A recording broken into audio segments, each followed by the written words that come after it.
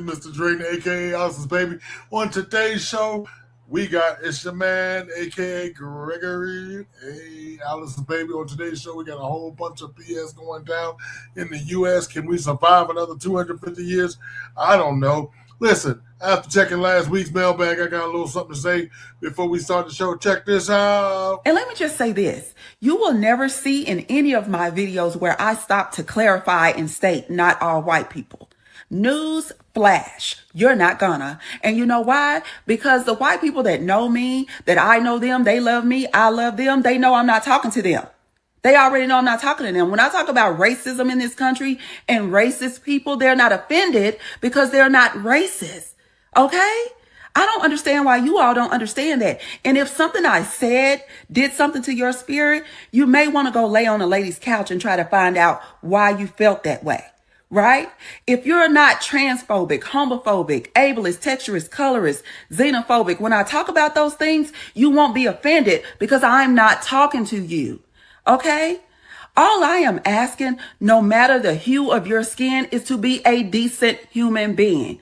I don't give a damn what race you are. Okay? So when I get on here and make a statement about this country and where we are, if you're offended, you need to explore that. It has nothing to do with me. Okay? So I will never get on here and say not all white people. I don't need to. Right? They know who I'm talking to. There's a 6-foot cross burning in Chicago. I wonder who put that up. I wonder. Now let's get into it. Make it make sense. Holla. On us every weekend, oh the vibe's so fine. Saturday, sit down with Mr. Drayton. Shine. You are now locked in to the Saturday Sit Down with the talented Mr. Drayton. Your favorite place for the best conversations. We're talking news, politics, entertainment, and possibly the ever so rare nipple slip. You are now locked in with the talented Mr. Drayton, and this is the Saturday Sit Down. Say what, say what, say what? It's your man in the building, Gregory the talented Mr. Drayton, a.k.a. Alice's baby, a.k.a. Mook Jones, a.k.a. Woo, I don't even know what time it is. Welcome to the Saturday Sit Down. Each and every Saturday, I bring you the week's news, everything that's happening from here to D.C. So as I sit down on the Saturday Sit Down, grab a chair, grab a friend. Let me introduce you to my so hairy and sexy panel.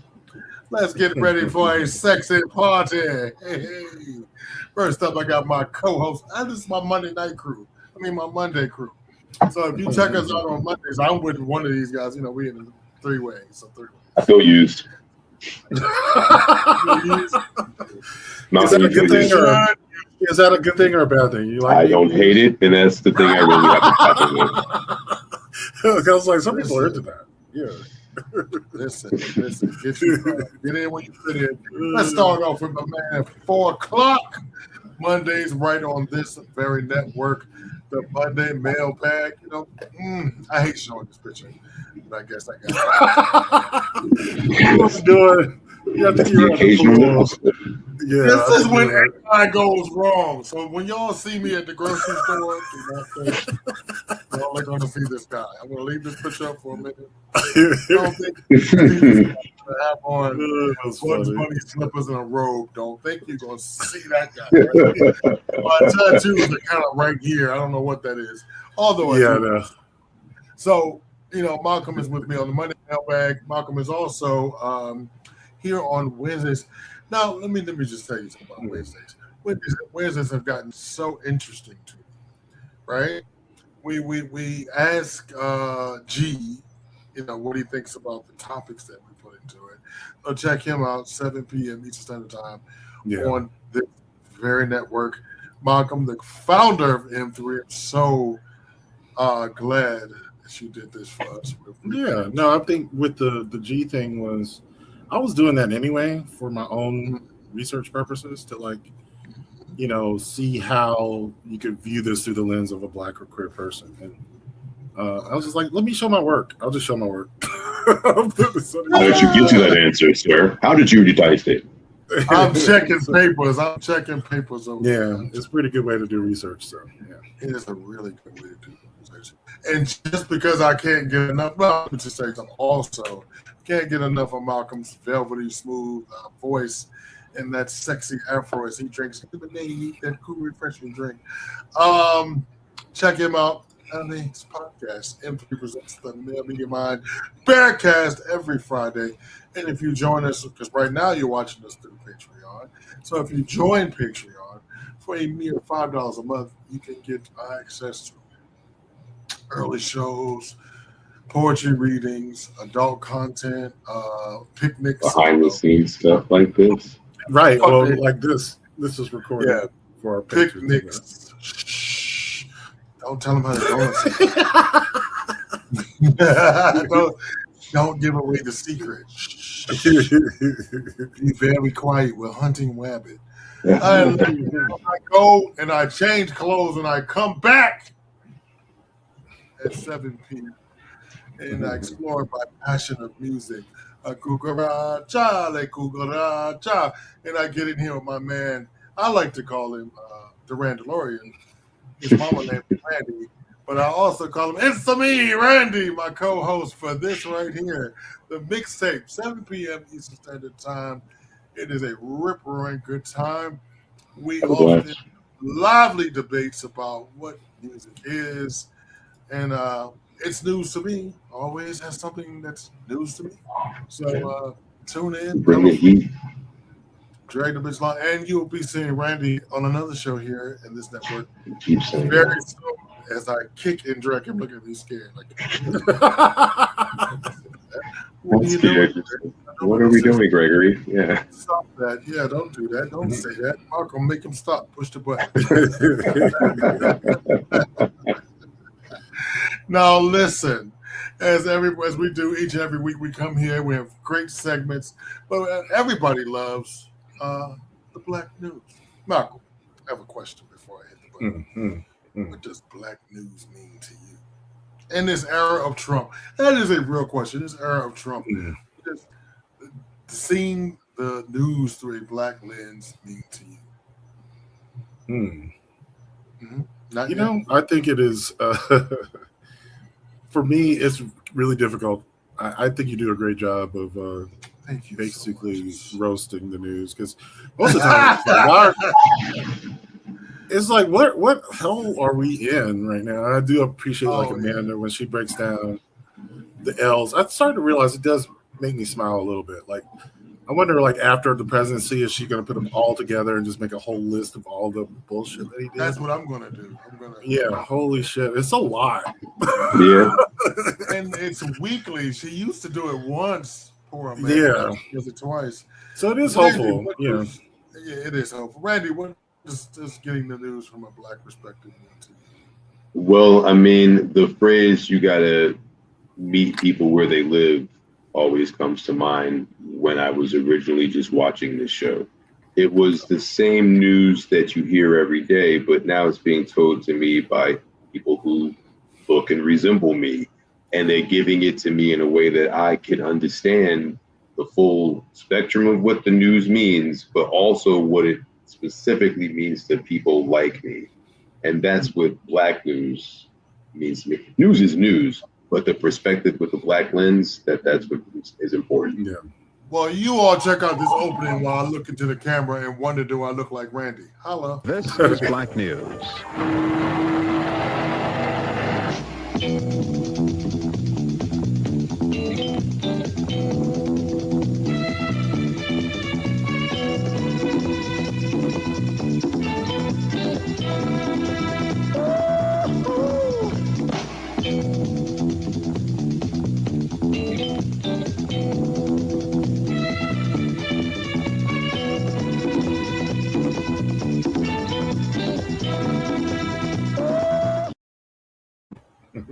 Hey, what's up? Welcome to this week's edition of the Black News. As Malcolm preferenced before, my girl Amanda's going to start off with bringing us the L's with a week. Is so many. so many. So I can check. Call me the Commander-in-Chief. It's time to talk about Donald Trump's L's of the week so far. It's only Tuesday. You thought covering the Kennedy Center with the tarp would stop people from taking pictures of having your name removed. It did not. Anyway, here's the Kennedy Center with your name removed. Obviously, the letters have damaged the marble, just like your idiot contractor friends damaged the reflecting pool. You got J.D. Vance out here tap dancing about how the deal with Iran is done. It's super not. Straits closed again. And the U.S. Strategic Petroleum Reserve has hit the lowest point since 1983. That's before I was born, a thing I do not get to say that often anymore. And it doesn't matter anyway, even if the Strait opened today and stayed open, oil prices are not coming down. You keep suing states that won't give you access to their voter rolls, and you just keep losing. Maryland is the next in line. That makes you 9 losses, 0 wins, as every federal judge on earth is like, ew. But that's okay, right? You get to use your immigration database to build a citizenship list and purge people off of state voter rolls, right? Right? No. But that's okay, because you get to subpoena Tim Walz and a bunch of other Democrats in Minnesota over made-up shit, right? No. Ew, ew, ew, ew. No. At this point, I feel like the federal judiciary is just a puppy owner with a rolled-up newspaper. No. Stop it. So Pete Hegseth is in a cult, and now we learn that Tulsi was in a cult. I mean, learn. Yeah, we all do this. So Turns bad. out all of her policy directives Real. came from her cult leader, and not you, which I guess explains why she's out now. Instructions from her cult leader included figure out how to fracture Democrats. A thing a bunch of us were saying from the beginning about her. Look, I'm being proven right about Taylor Lorenz and Tulsi Gabbard, both in 1 week, and it's only Tuesday. So Pete is also in a cult, and I'm wondering if maybe we should check the instructions he's getting from his pastor. Because it looks to me like what he's setting out to do is destroy the American military. He refuses to promote people with any sort of experience, and now he's purposefully sickening the entirety of the Air Force. Last week, these flu cases were in the hundreds. Now they're in the 200s. Where have we seen this sort of exponential disease spread before? Anyway, Senate Republicans are having a sit-down with Donald Trump to tell him he needs to shut up about the SAVE Act. Nobody cares. Nobody cares. Federal judge has tossed out Republican states' restrictions on SNAP benefits. Buy the food you want. Nobody cares. That's okay. We can sue LA over their sanctuary policy. No! No, you can't. That's okay. We can subpoena some journalists. No! Subpoenas withdrawn. No. That's okay. We can defeat wind energy. No! You've abandoned enforcement of your executive order about wind energy because the states just kept doing it anyway. Even Tucker Carlson is like, this is stupid. I need to distance myself from what's happening here. Suck my dick, Tucker. It's okay, babe. You still have Stephen Miller, who I'm sure is super fun and great company all the time. You know, the fact that she said suck her dick was amazing. I know, right? I want to, oh God, you know, I rarely have time to dig into all this shit before I get to Friday's Hells. But Tulsi Gabbard actually and goddamn truthfully being a real God to honest cult. Randy, what say you about the moment you start hearing God, dog, I don't know, G. The moment you hear it, if you're a smart person, it's like, give me a break. But then the more you hear okay, they were meeting here, and then she's being coaxed to say this, and then this person that she met was also coaxed to begin coercing her, and then she's saying the things, and then we all know eventually you're not going to be here, but now you're saying you're not here for a different, I don't know, it's all weird to me, right? The cult thing, we've been saying it jokingly. They're in the Jim Jones group drinking the Kool-Aid. But, like, can we really be surprised that there is legit a cult thing behind this?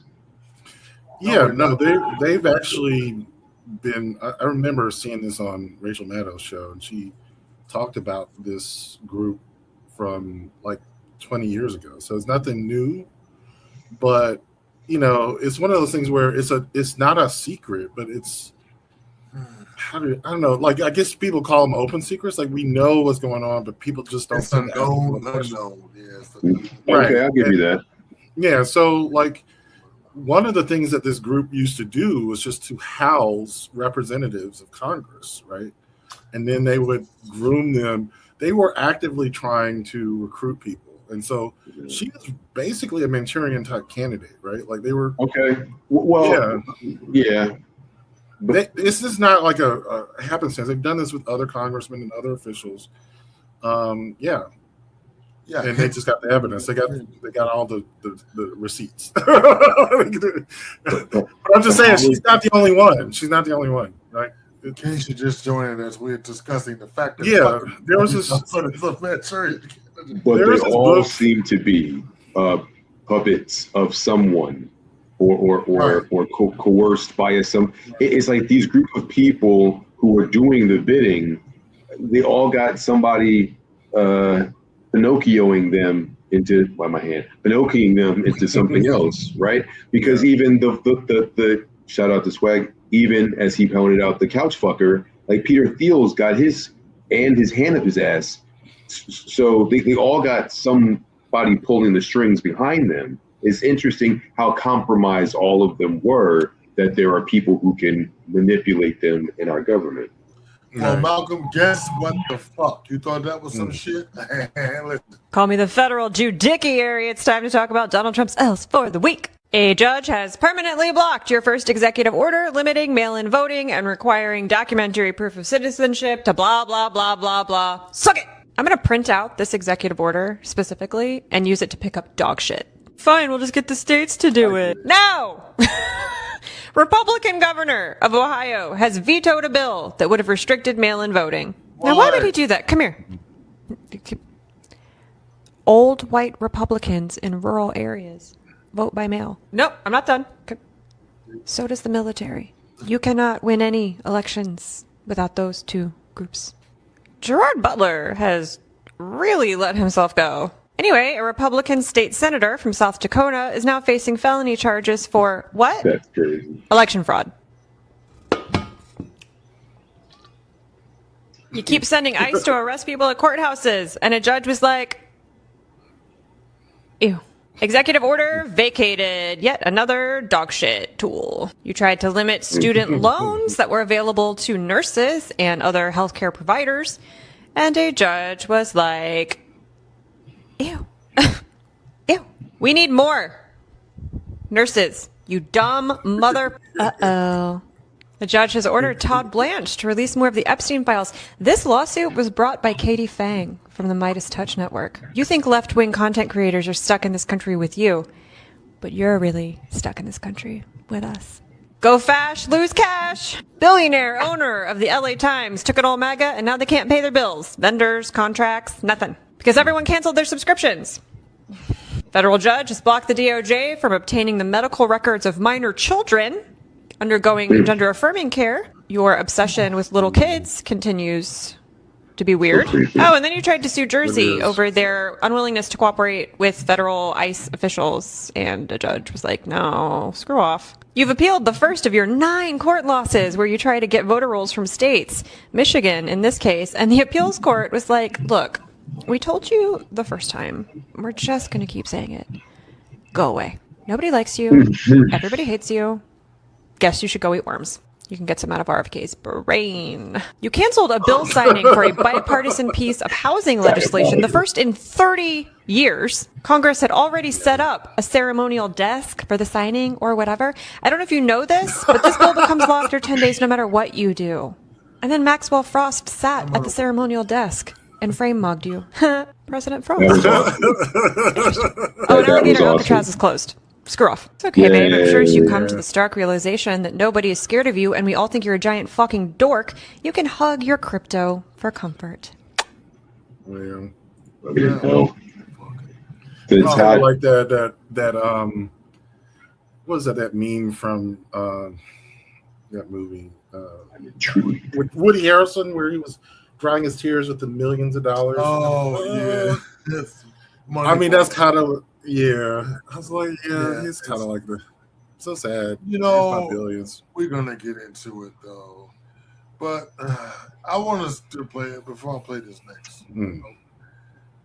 Wondered if you ever wondered, where are they now?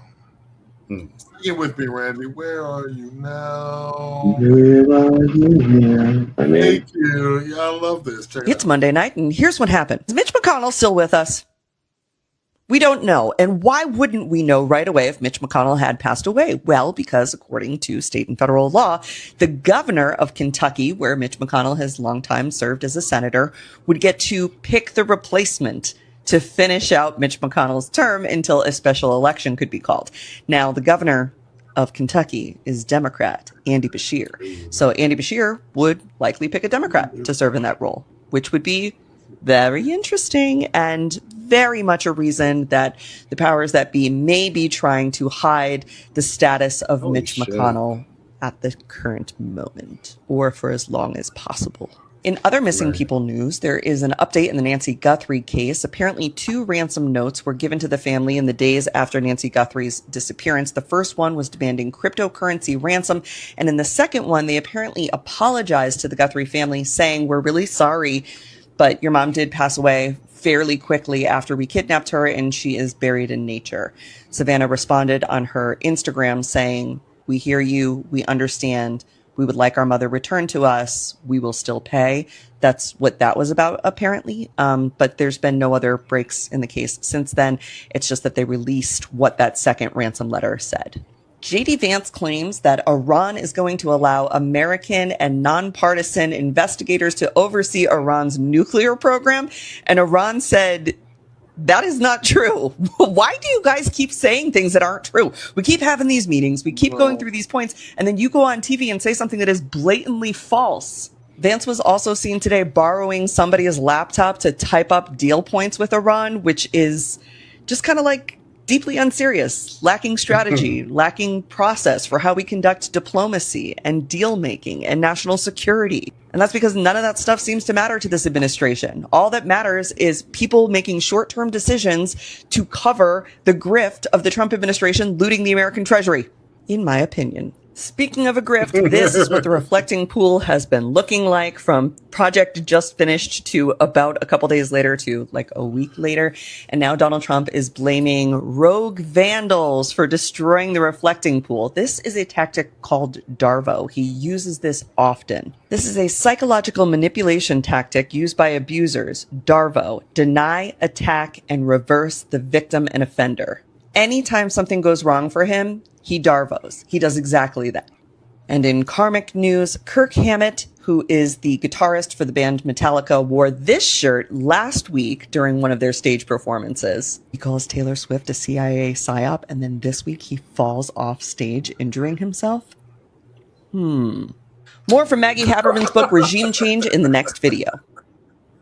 Oh, God. Coincidence?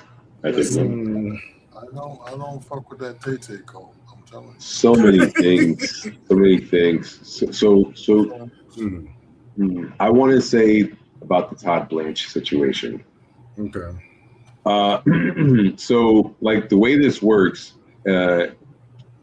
he had the DOJ has until the 17th of July to, in writing, say that no, we're not going forward with this ridiculous 1776 fund.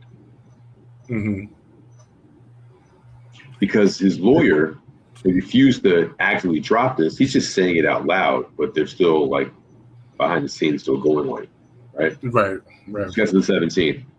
His confirmation for Attorney General is the 15th and the 16th, right? So it feels like they're squeezing him to get him to, because like at a certain point, if they discover that this fund, they got to first find out who they've been communicating with, right? So Discovery will give them like the text messages, Right. all that good stuff, right?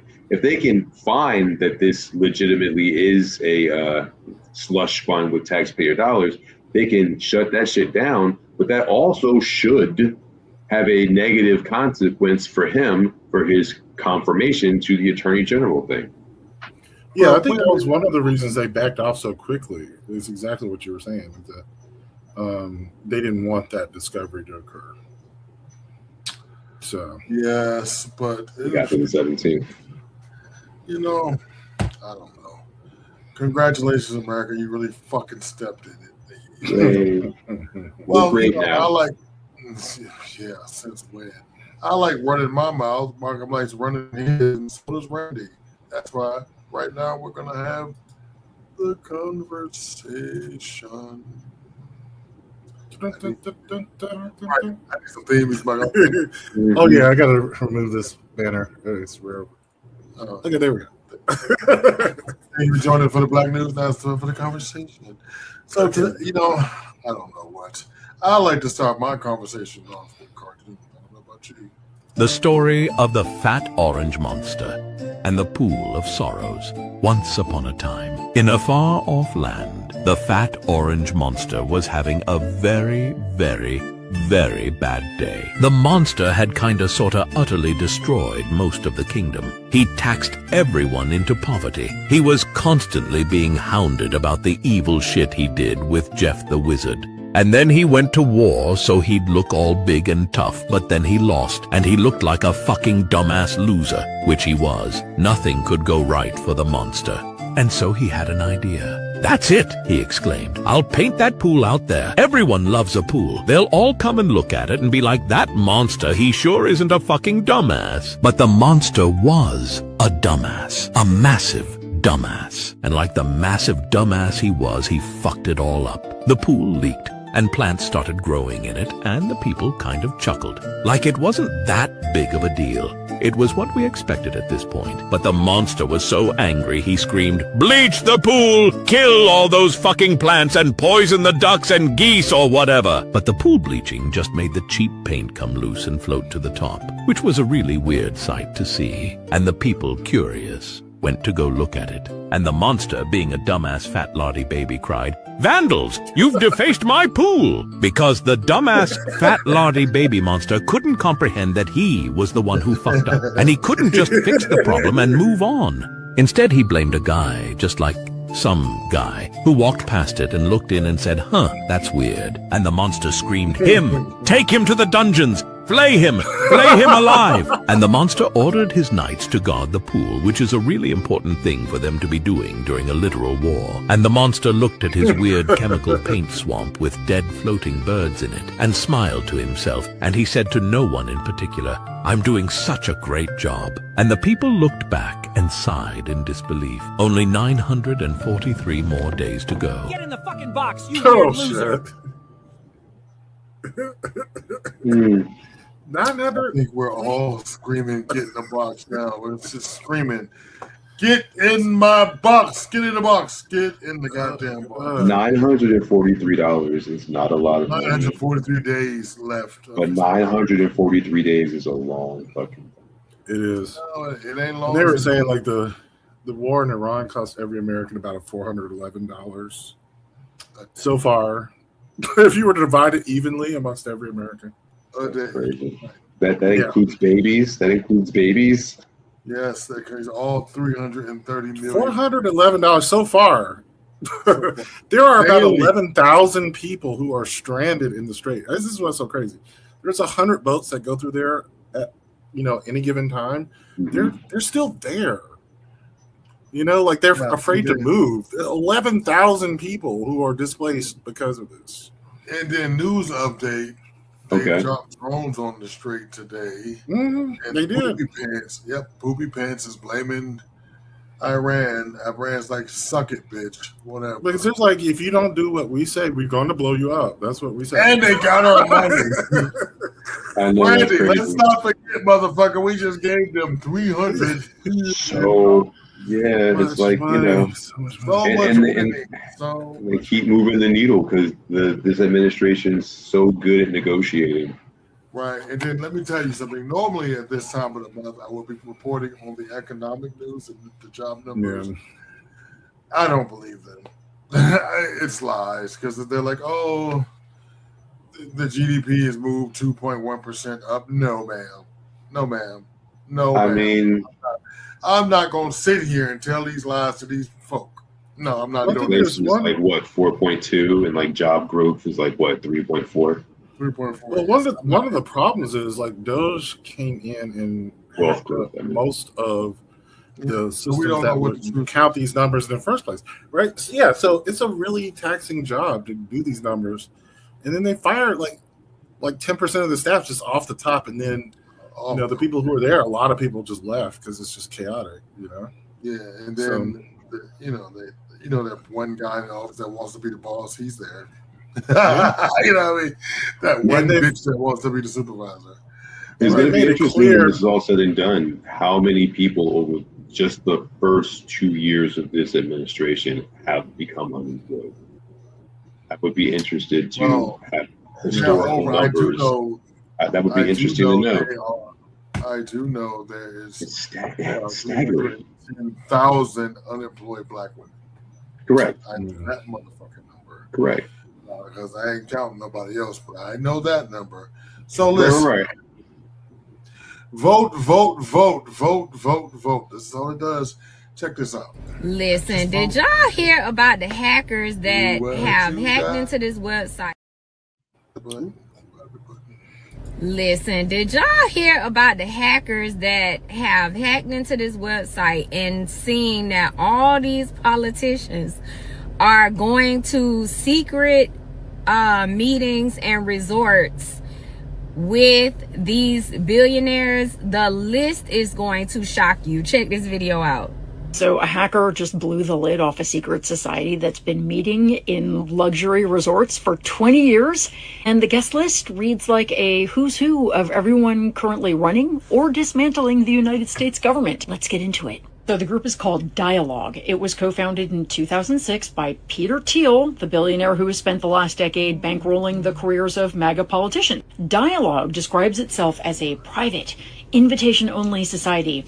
It holds annual retreats at places like the Ritz-Carlton, a Venetian palace. It charges over $16,000 to attend, and it has spent 20 years refusing to disclose who belongs to it. Until now, a Swiss hacktivist found that Dialogue's own website had accidentally left its entire member directory sitting in the open, visible to anyone who looked at the page's source code. This list is very concerning. Dialogue doesn't just mix politicians and tech billionaires in the same room, it mixes the regulators with the people they're supposed to be regulating. Just a couple of examples. The chairman of Dialogue founded two of the biggest location data broker companies in the country. These are companies that make money selling your personal data. He is listed in the same society, Dialogue, as Treasury Secretary Scott Bessent, whose department writes the rules on financial data.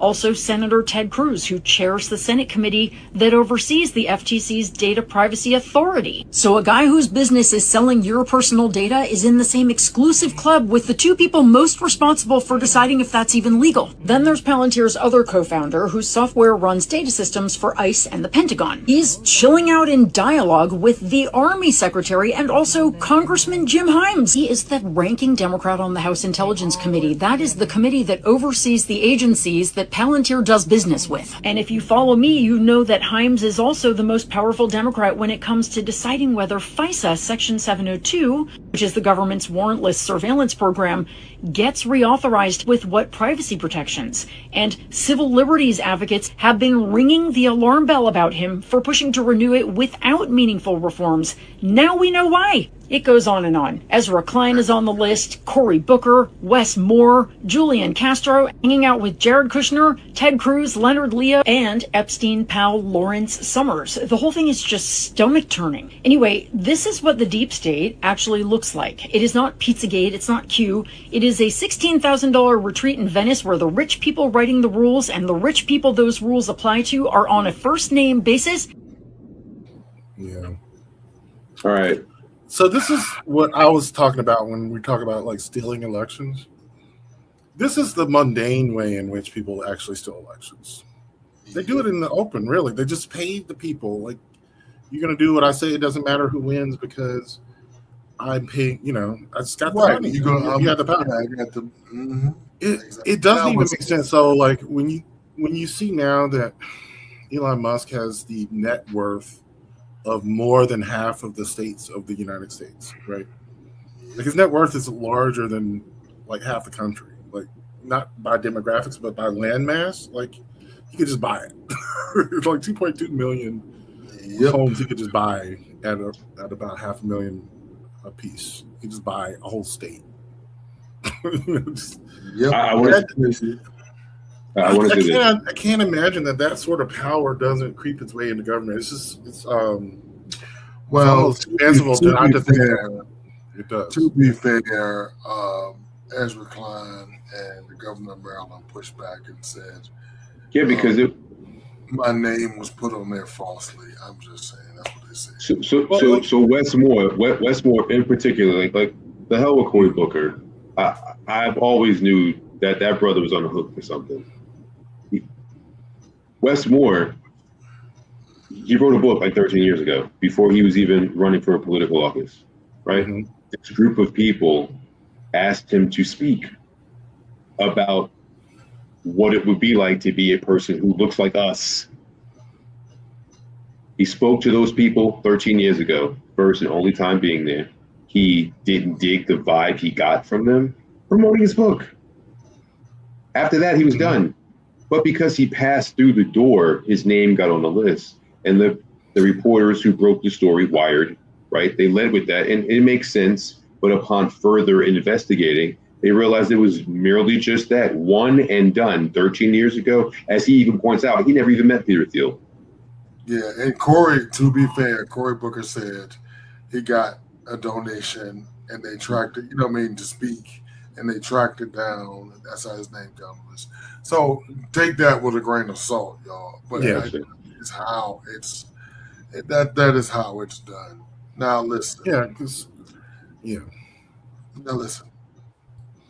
Next piece of the conversation, we need to have a talk about this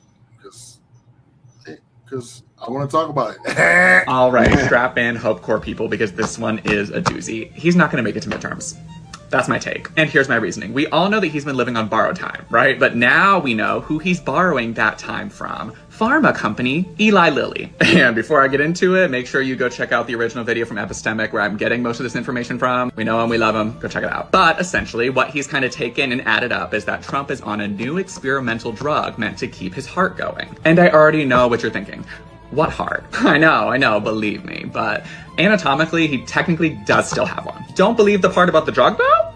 Let's dive deeper. The drug in question is a weight loss medication called retatrutide. Never heard of it? That's because it's still in the experimental phase. Almost nobody's heard of it, let alone taken it. Almost nobody. But it just got out that the FDA just so happened to allow one singular person to take it. Because this person evidently has some serious, immediately life-threatening reasons to be on it. Now who could be important enough and have the influence required to not only take an experimental drug that is not available to anyone yet, but to be allowed by the FDA to take it? Anyway, this also connects back to all the times that we've seen psychics and mediums get on here and say, it's coming, it's gonna happen, and then nothing happened. Even a healthcare professional like Epistemic himself had a prediction that it would happen at the end of April. And then, unfortunately, nothing happened. Although, given these recent developments, I wouldn't say nothing happened. Because a lot of, if not all, of these predictions have mostly lined up with the times that Trump has taken prolonged trips to Walter Reed, supposedly getting his multiple times a year annual physical. After which, he always shows back up with IV scarring and bruising all over his hand that's covered up atrociously by makeup. And remember how I just said that Epistemic's prediction, like the one and only time he's really ever made a prediction, was for the end of April. And when does the reporting say that this drug was requested? April. And yes, he just turned 80 in June, so how old does that make him in April? 79. So, drum roll please,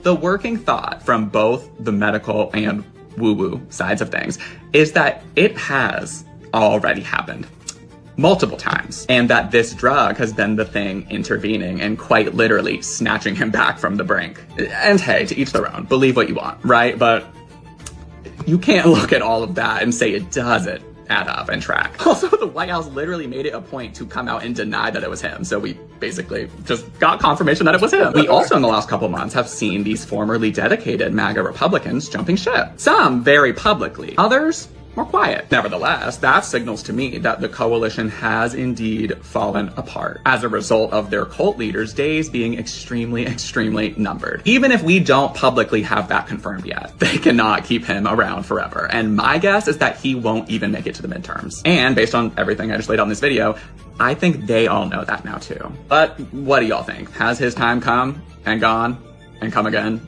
And gone again? Let me know what you guys think. And while I have you, please try to do what you can to push this out into the algorithm. Like, repost, share with a friend, comment your thoughts about this, and follow me for more because there's gonna be more.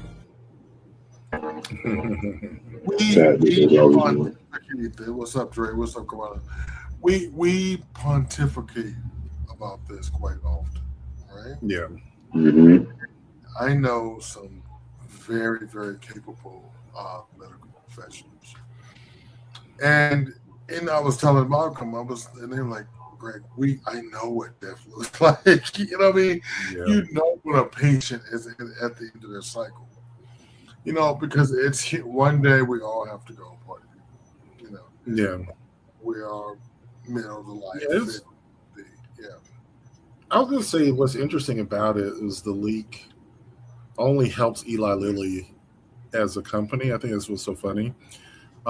So the president does have access to this. And the funny thing is there's nothing illegal about it or wrong about it. Like the president can do this.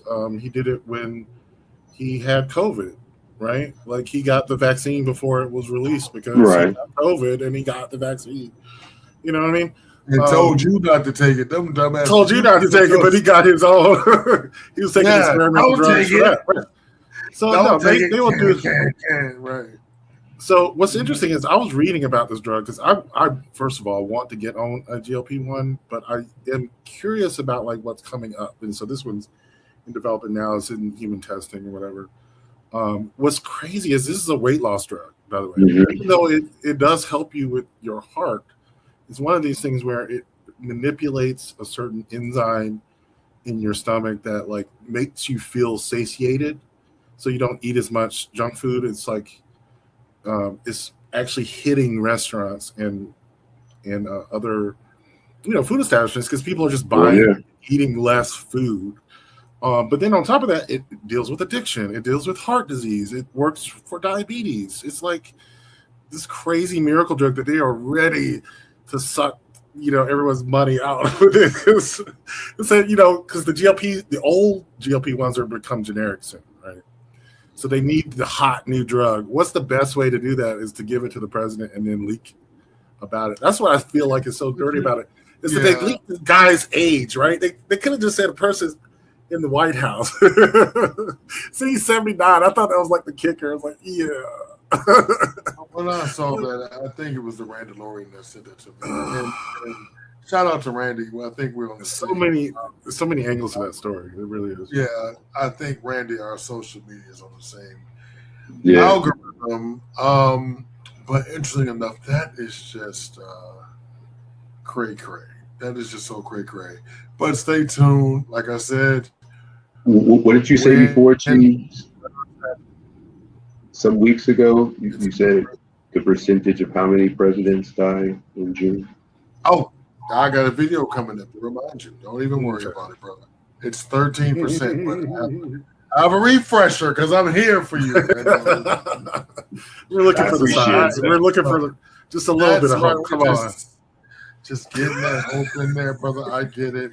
All right, let's continue on with the conversation. Well, they say that Gen X and millennials aren't living as long as the generations before them. And the experts are going to tell you it's heart disease, cancer, overdoses, taking your own life. But I want to add something else to that list. Stress. Because how exactly are you supposed to have a long life if you're working 2 jobs, checking your bank account every time before you buy groceries, taking care of kids, helping your aging parents, trying not to lose your mind, and pretending everything is fine on top of that? Gen X and millennials got handed a subscription package called Burnout Premium. We're stressed about money. We're stressed about housing. We're stressed about healthcare. Hell, we're stressed about being stressed. And the funny part is people act surprised that we're not living as long as our parents. Really. When your body's been running like a smoke detector on a dead battery for 20 years, what do you think is going to happen? See, it's not, I don't think this is like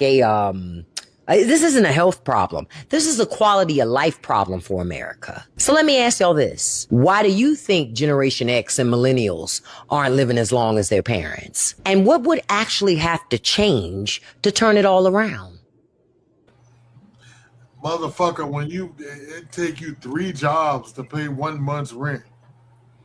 You know what I'm saying? When healthcare costs $17,000 a month, and that's just for you to go get a checkup. You don't pray nothing goes wrong on top of that because you dead, bitch. You know what I'm saying? I mean, there are so many, and I truly believe I am a social media person. Mm-hmm. We are social media people. We have profiles and things on social media, but that's true. I think the algorithm of social media itself. I'm shooting the hand that feeds me. I'm so sorry, but I think the stress of that. This very platform is bad for you. Watch yes, this. you know, it's very please turn me on. Right. I get what you're saying, G. I think it's really bad. You know what I'm saying? It's a dichotomous situation because one thing feeds the other, but you sort of need the other. It's Superman, Lex Luthor. You can't have one without the other. You need each other. One without the other is nothing. They're the same side. They're opposite sides of the same coin. And here's what I mean about this. Right now, I just saw a commercial about AI called Aisha. Right? I don't know if you've seen this. Like the song. Aisha. Yes, AI is called Aisha. It's developed by Black engineers to help train AI toward a Black perspective, as AI is being geared specifically against Black people. There were studies that showed that ChatGPT more times than not would say the phrase death penalty in cases that involve Black people for crimes, things like that. Right. Yes. So now this thing exists. And in my brain, I know this is wrong. I'm not an AI person. Sorry, Malcolm. I'm not an AI person. So, but to see that it's made by Black people to help, I guess, coerce or engage or to push AI toward a better understanding of Black people, both things I understand, my feeling against AI, but they need to have this. So that's what we're going through. Just to feed one thing, it's going to give you a bad result, but you need that bad thing. Also, go ahead, Marco. No, I really do. I'm interested in AI as a consumer and a user, and I find it interesting because it says a lot about human culture and so forth. So, AI, machine learning, because I think it's not really real intelligence. Let's call it machine. I agree with that. Okay, so machine learning is when the computer itself doesn't really understand what it's doing. It's just using very complex algorithms to state relationships between different things. And so what we're talking about are machine learning large language models. These are the chatbots. There are different types of algorithms, though, that have nothing to do with language. And what you were talking about was like sentencing, right? Okay, recidivism rates, right? There are a lot of like data informed, algorithms that are used for sentencing that have been proven to be racist. And that is because the information that was put into it was biased, right? It was collected by people who were over policed, right? So like if you got pulled over 5 or 6 times because you have police in your neighborhood, say like they're more prevalent to pull you over. That's what they're looking for. Right. And so whatever statistics you feed into it are going to recommend more difficult, more strenuous penalties. And so they have to basically train separate models outside of this and hope that those models get incorporated into it. So like for instance, right now Google's Gemini is being incorporated into Apple's system. I remember you said that. It's not necessarily going to be Google. It's just that they use Google's engine to train their engine. And so like if you create something like Aisha, that could be something that if a institution wanted to, Aisha could talk to their system to make it more pro-Black, right? And I'm all for that. Interesting. What's also interesting though, is something I've read, and I wonder what your take on this is. Conservatives have been saying that the AI systems lean liberal. And it actually turns out to be true. And it's kind of interesting to wonder why. Like when you ask it about how to solve problems, it offers things like universal health care, basic income. It basically just says like, if you want to solve these problems, here's a long list of liberal things that happen. And so what's funny is all of this is true And is truth like a liberal bias? Because Republicans are just been lying. Here's what the whole thing. Here's what the whole thing, though. How do you determine if it's a liberal bias or if it's biased towards the truth, which happens to be liberal? Well, but here's the whole thing, Malcolm. Yeah. Gen X was what the lady was asking why we're burning out, right? Yeah. But what was the scariest fucking movie when we were Gen X, right? The Terminator. Right, literally AI taking over in 1999. We lived through it, but we've lived through so much, Gen X.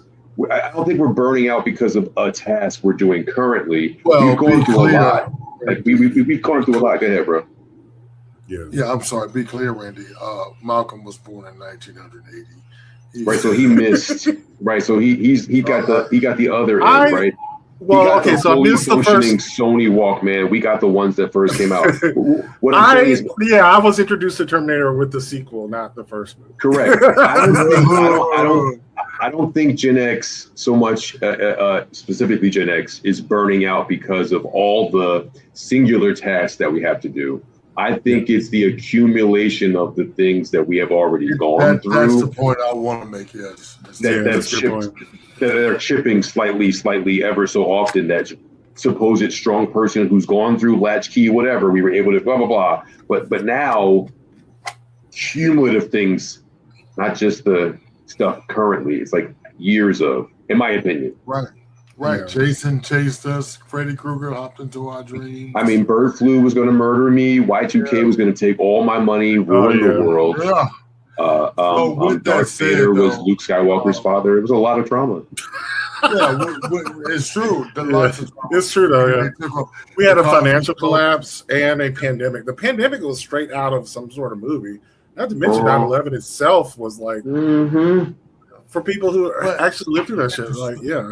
Right. Interestingly enough, let me offer you some notice. I have become a staunch believer in a tour of transcendental meditation. Okay. And it helps me sleep. It helps me wake up. It helps me relax. I discovered it. Malcolm helped me discover it during the pandemic, and it is beautiful. It is a wonderful, wonderful, wonderful thing. Malcolm, all the things that you've given me in my life, that's probably the best one. Yeah, that's right.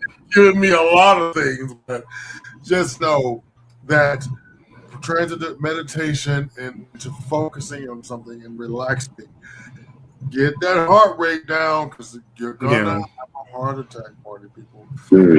Yeah, you can. It really is interesting when you slow down. You sometimes get more productive than if you were just manically trying to do something. Like slow down, say, what am I doing here? What's my purpose here? What am I, what am I feeling? Let me do a check and scan of my body. That's hard for some people. It's hard for some people, Malcolm. Some people are just naturally intrinsically type A, so slowing down looks different. Randy, I am intrinsically type A.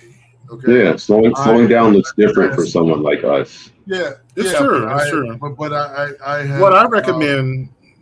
Well, I was going to say what I recommend is walking. Man.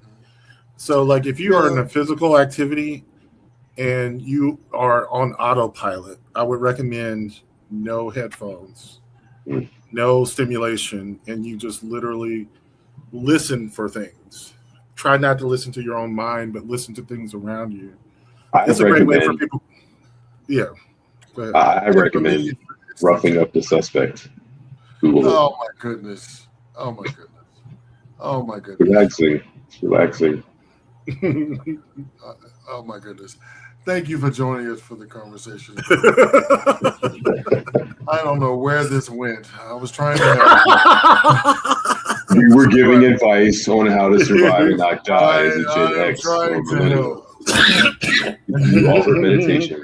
I offered another kind of meditation. We try to be solution based here. But listen, this is one of my favorite. I say all these things are my favorites, but this is definitely one of my favorites because as a society, we at the same time we have an elderly poopy pants president, but in those who follow him are now currently at this point. Fuck around and find out. That's where they are, party people. And they cannot help themselves. They are on a journey nowhere. Okay? So let's find out where this journey is leading. Reader, Welcome to another episode of FAFO, where I bring you stories of MAGA voters that have entered the find out phase of their vote. And let's start this first one by going back to October 21st of 2024, where Vicky reposted the following. It just cost me $100 to fill up and $500 to get grocery. I do not care if he's rude, where she wrote, vote rump at the top. And let's see how Vicky is doing now. A few moments later. Because Vicky posted the following on her Facebook just a few short hours ago that reads, Dear President Rump, I keep hearing you talk about national emergencies. I then reason that you don't think that senior citizens being taxed out of their homes, that they worked hard their whole lives to pay off, is not a national emergency. Well, I'm here to tell you it is a national emergency. You seem to have lost sight of what the people that elected you need. I see you making decisions that are nothing more than ego boosters for yourself. Would that I could say, I'm not the only one that feels neglected by you. What happened to all the promises you made us? I'm ashamed of what you've become. And my online friend, Mr. Likely, wrote bootstraps. You voted for rumflation. And for this next post, let's take it back to August 20th of 2025, where Keisha reposted the following on her Facebook that says, Big update. A process for removing lifelong Section 8 housing recipients has been drafted, where she wrote, Amen. Get off y'all butts. Now let's see how Keisha is doing today. A few moments later. Because Keisha wrote the following on her Facebook. Dear Rump, F you respectfully. The fact that I'm in my final term, and because I'm approaching graduation, I no longer get subsidized loans and funding, and these are my last 3 classes. I have to pay over $3,000 for my classes, and my balance has to be cleared before I can even walk. Like, what the hell, let me graduate first, before you remove funding. If you're a college student, please reach out to your financial advisors and to financial aid. This big beautiful bill is actually big and ugly. Yeah, Keisha, it sounds like you need to get off of your butt, like you said back on August 20th of 2025. Seriously. Okay, I love that. Yeah, I mean, listen. The way he read it too was just like, so I will often say that you get the health care that you voted for, and here you are getting the life choices that you voted for, right? And then that last person even said the phrase, at least let me graduate first before you ... I mean, what the fuck? Like, burn the ladder behind you much? Yeah. Well, check this out. I'm so sick of Democrats calling me a bigot just because I voted for Trump. I voted for his economic policies, not like the bad stuff. Well, if you voted for him, you voted for all his policies. That's how it works. It's not really a buffet. I was just sick of all the out-of-control spending by the Dems. Republicans are better for the economy. What? They are. Facts over feelings, though, right? The U.S. economy has historically done much better under Democratic presidents than Republican ones. I'm serious. On average, since the end of World War II, real GDP has grown about 4.3% under Democrats and 2.5% under Republicans. 10 of the last 11 recessions happened under Republican presidents. Yeah, because they inherited a bad economy from the Democrats before them. Ooh, let's definitely come back to that one. But in terms of jobs, total job growth averaged roughly 2.5% per year under Democratic presidents and just over 1% for Republican presidents. Okay, but plenty of people have made a lot of money under Trump, so I would probably check those numbers. I always check the numbers, but you're right. There are plenty of people who have made a lot of money under Trump. Not regular people, but billionaires, for sure. Under his 2017 Tax Cuts and Jobs Act, the wealth of U.S. billionaires jumped 77%. $2.2 trillion in the years following. Must be nice. And now, according to the CBO, the top 10% of families in the U.S. control about 60% of the nation's total wealth, while the bottom half of families hold just over 6%. Now, you said Republicans do worse because they inherit a bad economy from Democratic presidents. Yeah. No. The historical data shows that Democrats often inherit a weaker economy and leave a stronger one. Republicans inherit a stronger economy and leave a weaker one. The economy doesn't just happen. It responds to leadership, policy, timing. And Democrats simply have a stronger record. Are the Penguins gay? I don't know. Well, I mean, it's basically where they have this fairy tale idea that tax cuts stimulate economies, you know? They don't. They don't. Economics. Yeah. I think that's the trickle-down theory. The trickle-down theory. So there is like a minor truth to it. But the problem is, it does so much devastation, right? Like it would be true if all of our basic needs were being met, right? Like if people had basic income, if people had healthcare, if people had free education, and you had all of this extra money just laying around, tax cuts would be beneficial. They would be beneficial. But we don't have any of that shit. So when you cut taxes, you cut services, which makes people poor, which makes it. But they're only services that people who are not the top 10% need. Right, and there's That's also the idea. There's also this idea, of course, of white supremacy making people feel that if you are helping Black people, I'm willing to take a hit. So That's why we don't have UHC. That's why we don't have UHC, because it would be for us. Okay. Right. That's literally why we can give money away to somebody else to do it, but we wouldn't do it for ourselves because we're here. And that's why we started charging for college. We used college just to be free until Black people started going. Yeah. And I remember someone. No, I'll say someone used the analogy of public pools having to be integrated, for instance, and they said in the many southern states, when they had to integrate pools, they'd rather just pave them over. Correct. Than have Black people in them, Correct. You know? Correct. So, and that's kind of what we do a lot with our government too. So, and let me push back on why the trickle down theory never, even the minuscule part that sounds good. The reason that none of it ever works, even in small in increments, is because the rich want to remain rich, and there's nothing there. Even in that, I in graduate school, I remember writing a paper, and my job, unfortunately, was trying to find the good in trickle down economics. There was none. There was not a positive outcome. The only positive outcome, because what happens is the rich get rich. They go somewhere like Curacao or somewhere and chuck their money away. We don't even get the benefit of the money being in our banks. But check this out. But we can't want, any of us, the visual of Macron having to guide Biden off the stage, which so many here have had to do. Excellent. Thank you. Thank you.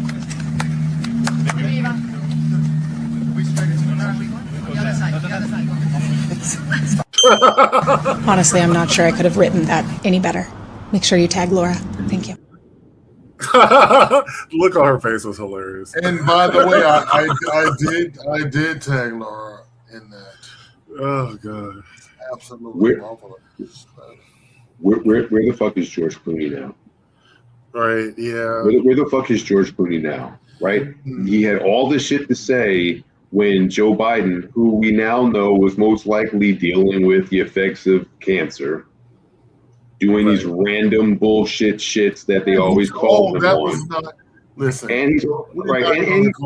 But here's the deal. But you say nothing about this ridiculous nothing about what's happening right now. No editorial, no op-ed, right? You haven't gone on a talk show to say, hey, this is really pissing me off because this dude is asleep at the wheel. He's being weekend Bernied. He's a zombie. It's Serpent and the Rainbow. It's The Walking Dead. It's all of those things. It goes back to why we haven't heard about Mitt Romney. I mean, not Mitt Romney, Mitch McConnell. We haven't heard about him because that benefits us to find out what's going on with him, right? Same thing with this fucking dude, right? Yay, this medicine might be the greatest thing. It can save lives later on in life, right? But we should be told if it's just like what is normal now. We could not have pulled this shit 4 years ago, right? Right. But it's because of who's in this camp that's making this BS that's not normal. Where's George Clooney? Why aren't you saying something? Well, you know what, Randy? Guess what? I have shit tons of FAFO today. So. Okay, let's go.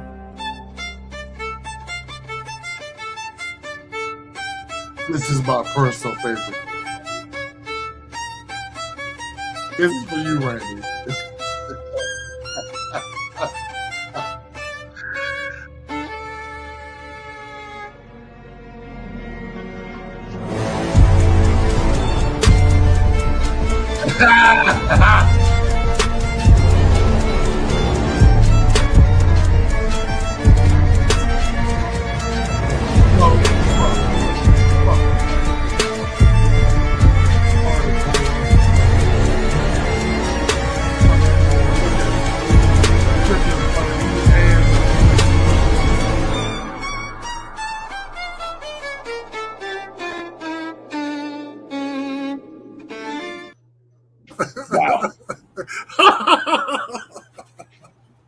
Talk about blaming on the You couldn't wait to grab that man by the shoulders. Let me show you all something that the White House removed from the. When somebody's nice to me, I love that person.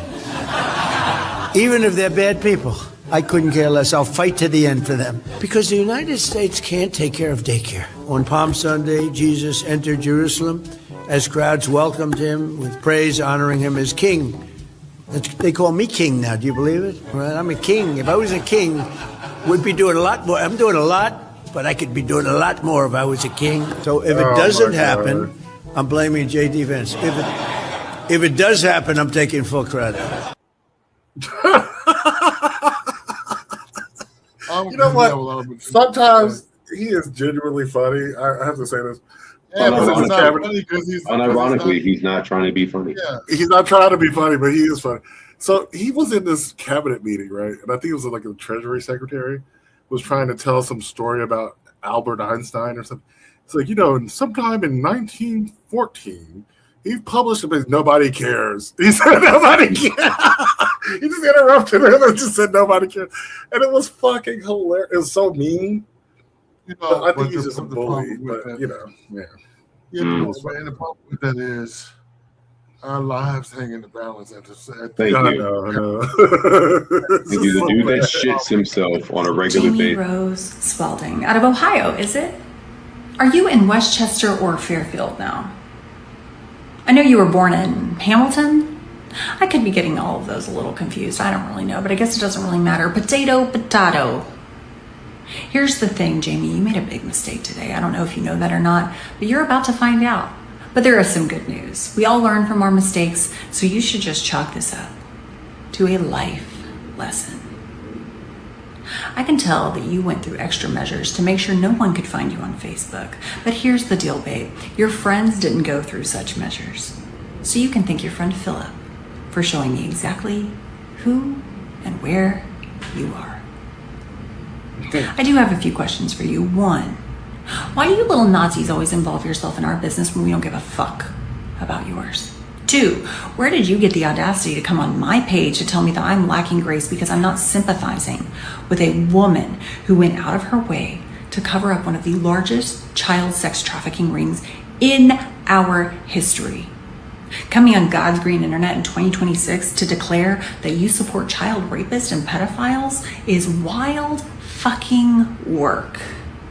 Don't you dare try to backtrack now, because guess what? Birds of a feather flock together. And I could tell from your following list that you are just pumped full of propaganda. You know what else I can tell there, Jamie, is that you are stupid as fuck. Because in the last half of your comment, you are attributing LCIS to karma. Nope, that's just genetics. And I know that one goes over your head because y'all don't believe in science, but facts don't care about your feelings, Jamie.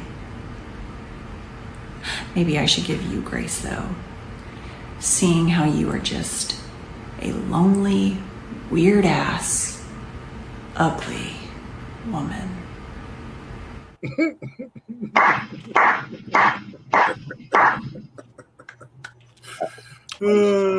That's my favorite audio. Make it enough. Don't eat steaks. I don't get to go out to dinner. It's not an overnight thing, but it's been 2 years now. You said you'd bring down the grocery prices. Make it enough. That's all I got for you, whitefish. That's what we do.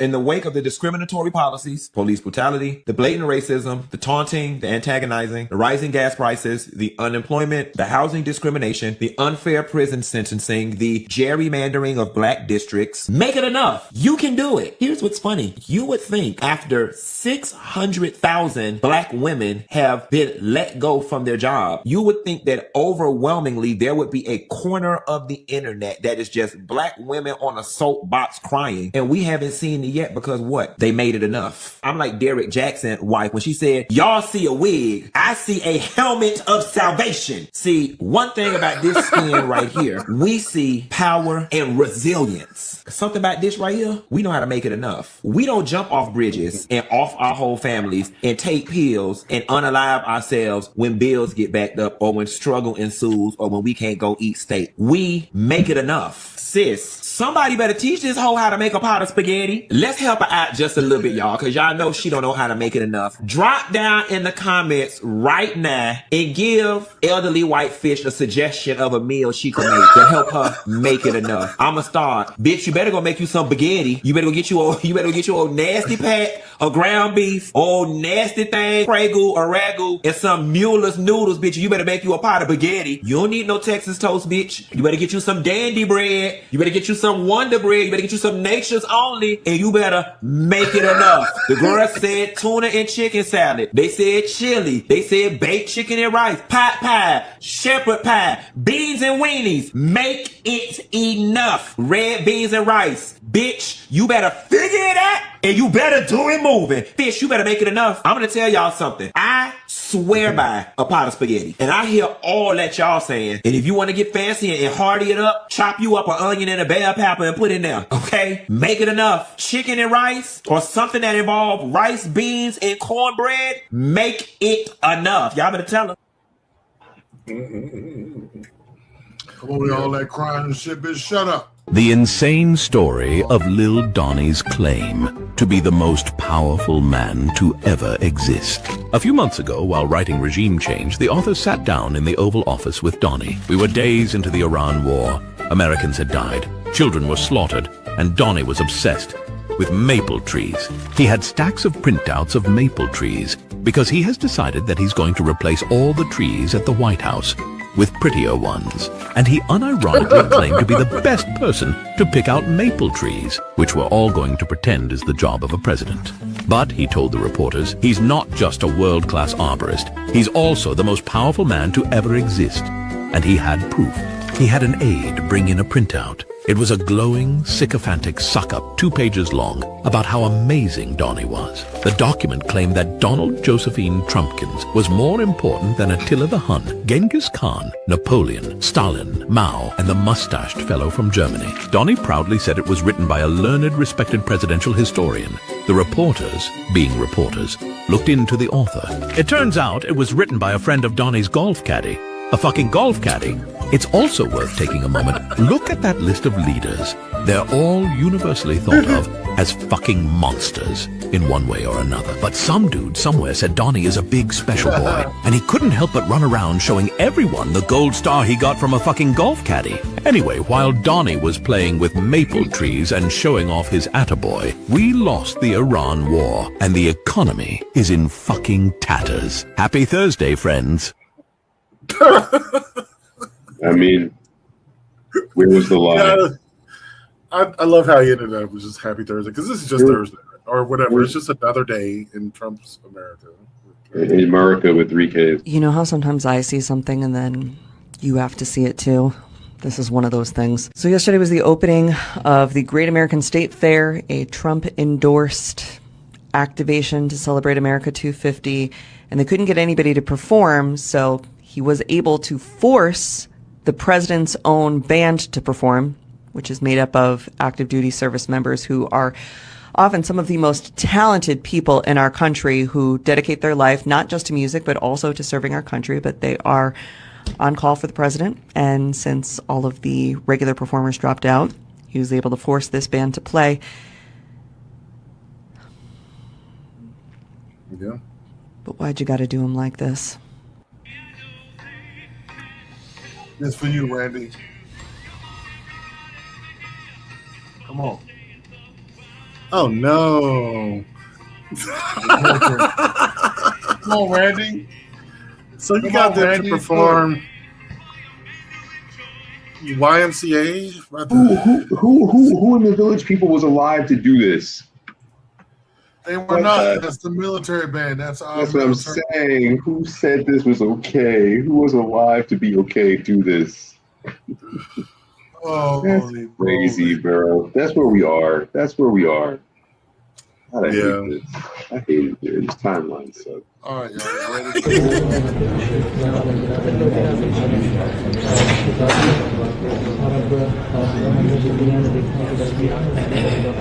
Ready?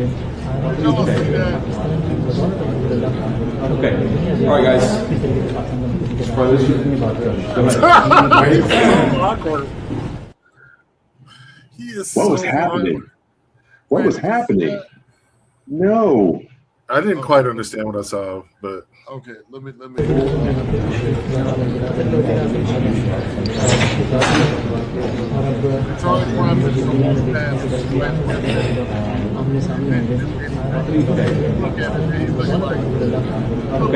All right, guys. Go ahead. Got you. I got you. Yeah. Couldn't happen to a nicer douchebag. Yeah, it's horrible. It is not the color of your skin that we are tired of. It is your culture. We are tired of the loud, violent ghetto culture that seems to be primarily from people of color. I'm Therese Garnier, and I'm a journalist, and I base my videos on facts, not racism. That was Autumn Whitbeck. Is it Whitbeck or Whitebeck? Just trying to clarify. She likes to describe herself as always yapping. You know how many times people just lie because they can lie? She also describes herself as being tired of what she describes as black culture. We can keep doing drugs and being part of gangs and opening our legs and making children with men that don't care to be in my life. Statistically, white men commit more crimes in the U.S. than any other demographic, but I digress. And of course you're gonna call me racist and call me names because you won't take accountability for your actions and the community that you're involved in. Okay, Autumn, if we want to talk about holding people accountable, let's state some facts. So here's the facts. I see you live in Ogden, Utah, which has a predominantly white community at 76%, with only 1.8% being black. Yet, Utah residents have filed for bankruptcy roughly twice as often as homes have entered foreclosure during 2025. That being said, I see you and your husband, Jake, own, at least for now, a house that was assessed to be valued at around $300,000. Ah, what's that I hear? Are you and your husband, little Jakey Poo, having money problems? You're a bunch of liars. We'll get back to that one in a minute. This is your husband, right? And if so, why does your husband's page say he's single? Anyways, back to the point. I only ask because it appears that your business, Autumn's Peak LLC, is currently inactive. Why is that? We are told that in order to be liberated as women, we need to be working 11 hours a day and getting that bread, and then we need to spend that bread. So are you mad because your business failed, or the fact that you weren't supposed to have a career to begin with?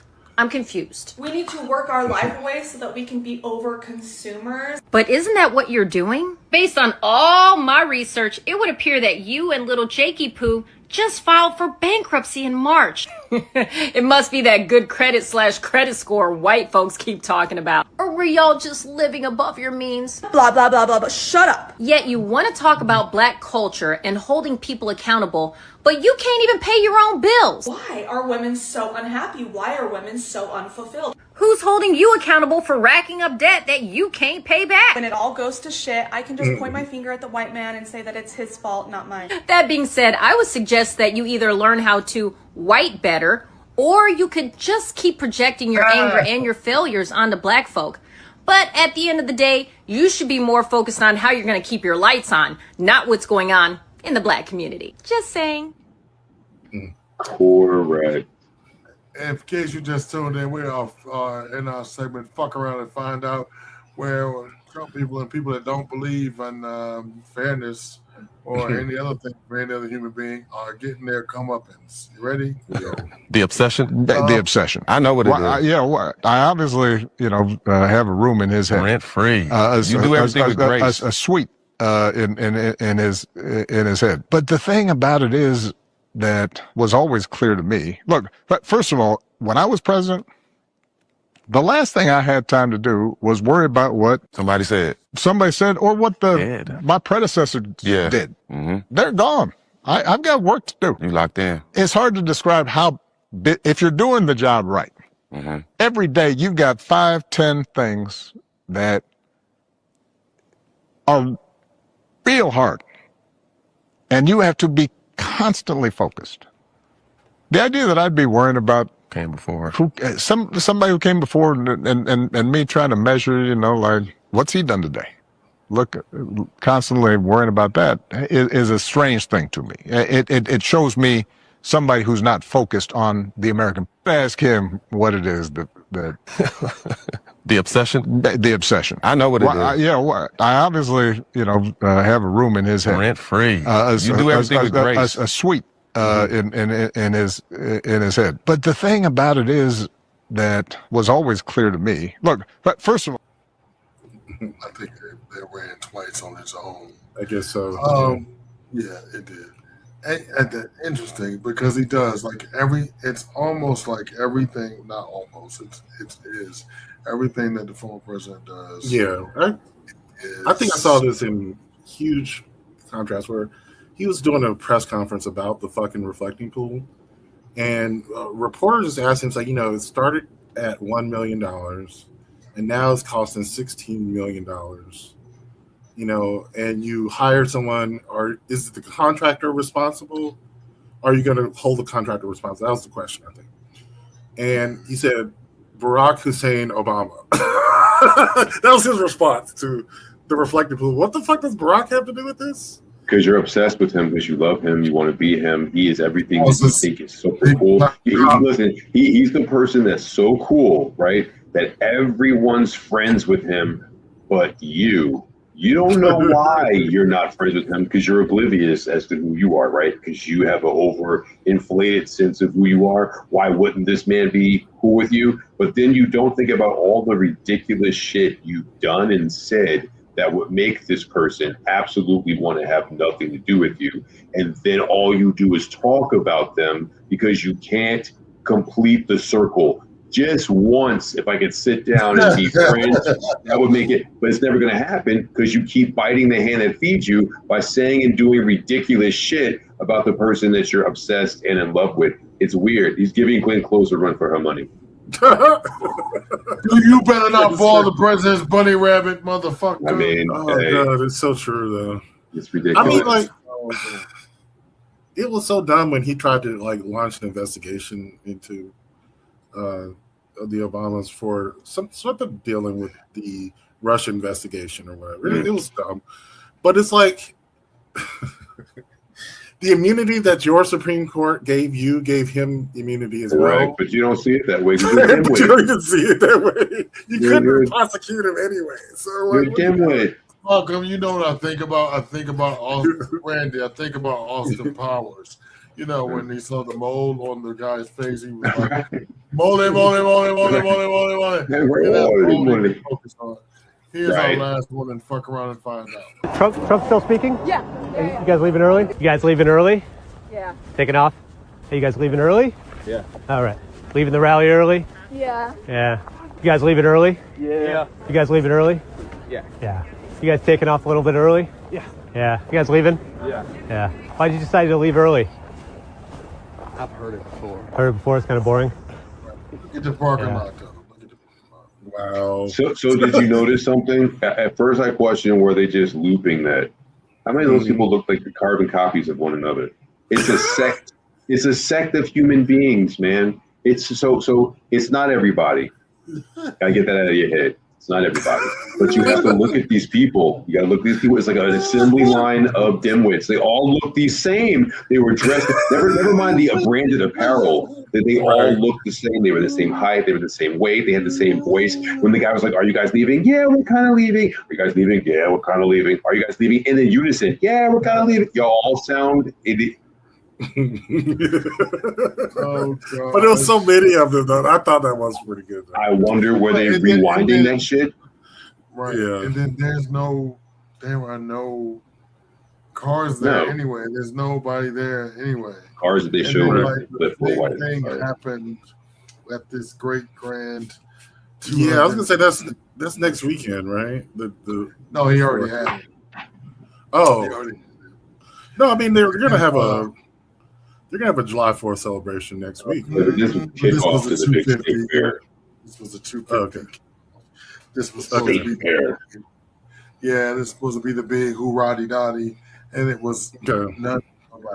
Well, you know what? We laughed at that, but you know what? I think President Trump, this is for you. Girl. Okay, girl.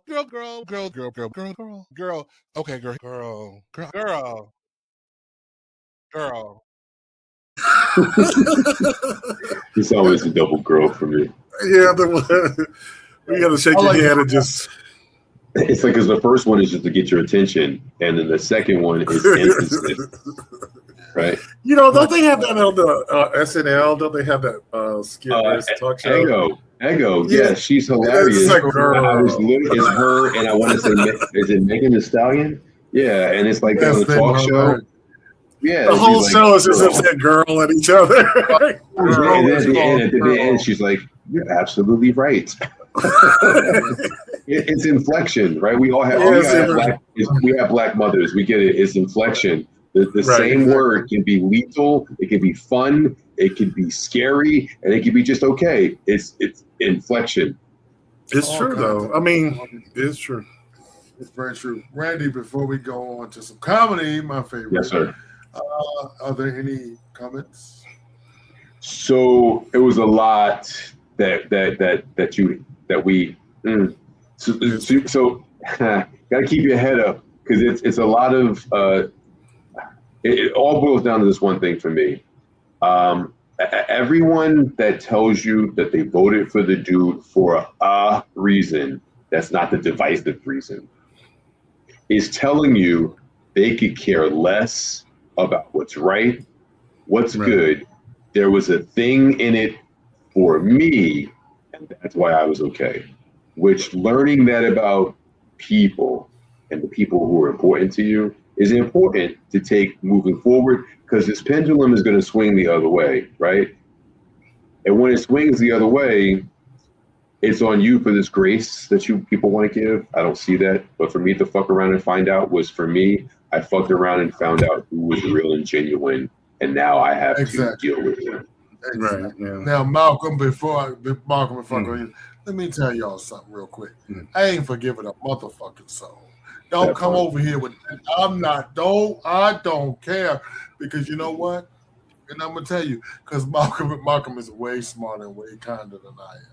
So he always, how do we welcome them back into the tent? And then we give them cupcakes and help them understand the error of their ways, and they didn't really mean it, and the cow over the moon. Fuck off! I'm not giving goddamn great. No, because go ahead. No, I mean, it kind of, the famous episode of Ezra Klein's show where he interviewed Ta-Nehisi Coates.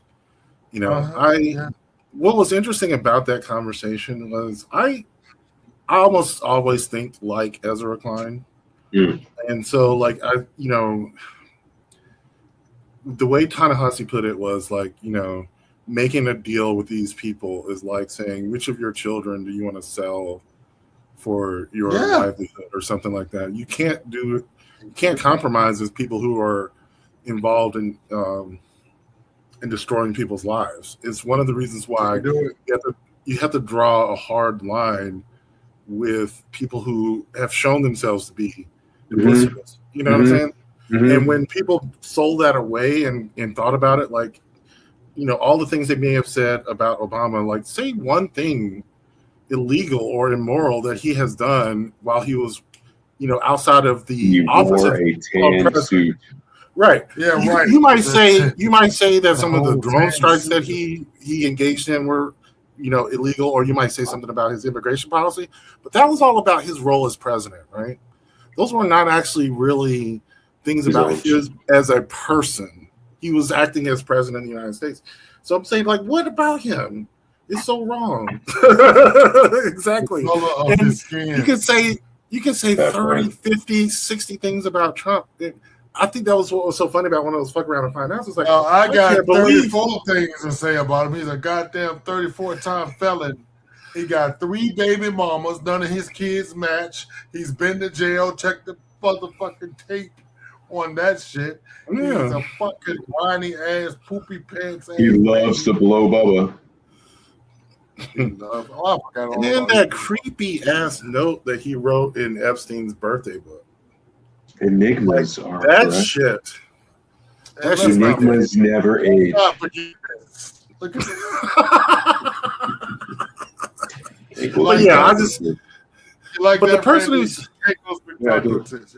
I love it. She's ugly, inside and out.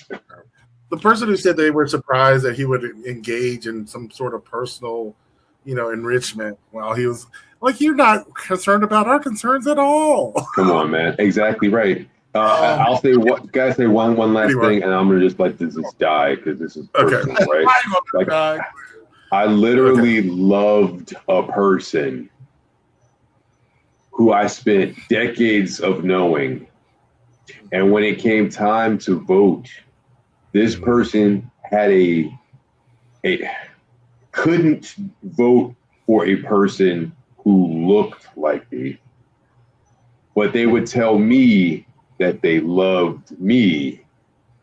I found it weird that we spent all this time. What was my life experience to be learned from that it didn't equate to you being able to trust something that it's just weird that you would not vote. You would not vote because in your brain that was better than you felt like one choice was equally as bad. It's weird because a life experience, this is what I'm saying, a life experience with a black person, a gay black person, didn't imprint anything onto you. It was just like it was like Rain-X. It just washed off, right? Because when it came time to show if any of this experience actually melded with you as a person, you showed me that it didn't.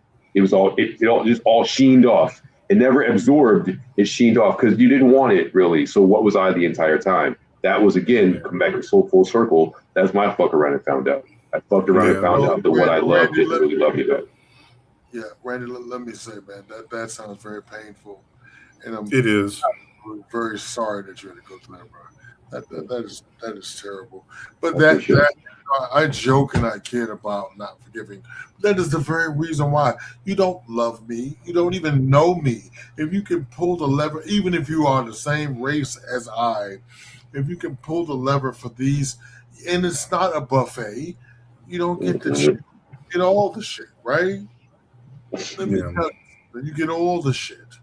And it's painful and it hurts because I too have people that I considered friends and confidants, and you go into and you proudly. We had some people that we had to kick off the show. We've never kicked people off the show before. Yeah. And I had to have to talk with Mark. I'm like, what the fuck do we do? You know what I mean? I'm saying, but we had to protect the other viewers. Correct. Yeah, it was really sad. If you want to talk about fuck around and find out, those two motherfuckers that we kicked off this very platform, nowhere to be heard from. Nowhere, not saying a goddamn, and both of them are unemployed. I hope you never find a job again. The fuck out of it. Anyway, and I mean what I say, and I stand on this, and I completely stand on business, and I don't care. This it prohibits from me being on shows in the future, and I am hyperbolic. And look what you said. Fuck it, I'm standing on business. If you do not vote for Keisha Lance Bottoms, we ain't friends. If you have something negative or derogatory to say about Keisha Lance Bottoms, because you're not gonna Kamala Harris her.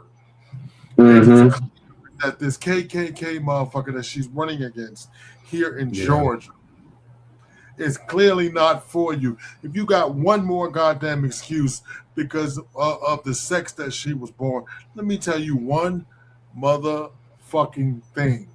You got me fucked up because I was born from a black woman. Thank you. I'm a black woman.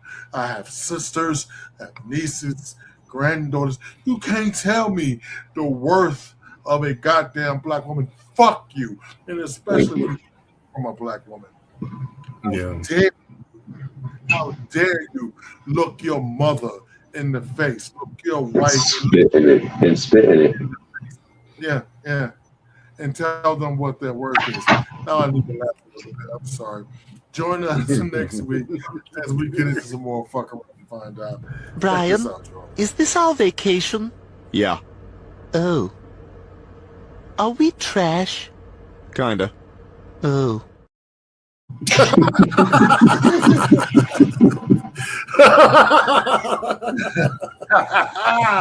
So true.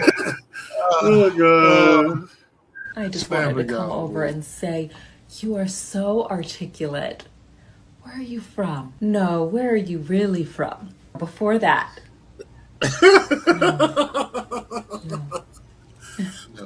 I think you're just not understanding what I'm saying. His hair. Have you ever tried to curl it before? And what were to happen if you were to wet it? Water. Could it be curly with water? Have you ever tried to dye your hair brown? You do dye it. So you dye it yellow? My cousin's sister, gardener's brother has a European American, a European American. The person who delivers the mail is a European American, delivery person. So that's, do you know her? Anyway, you all have a holiday coming up, don't you? I know. Red, white, and blue. August 4th, of course, yes. Well, happy August 4th to you, Padna. Woo! Oh, July 4th. Okay. Oh God, that's so good. Yep, that's what it would be like. Reversing microaggressions. That's what it would be like. Brown. You dying. Okay. So you dyed yellow. Does it curl on its own?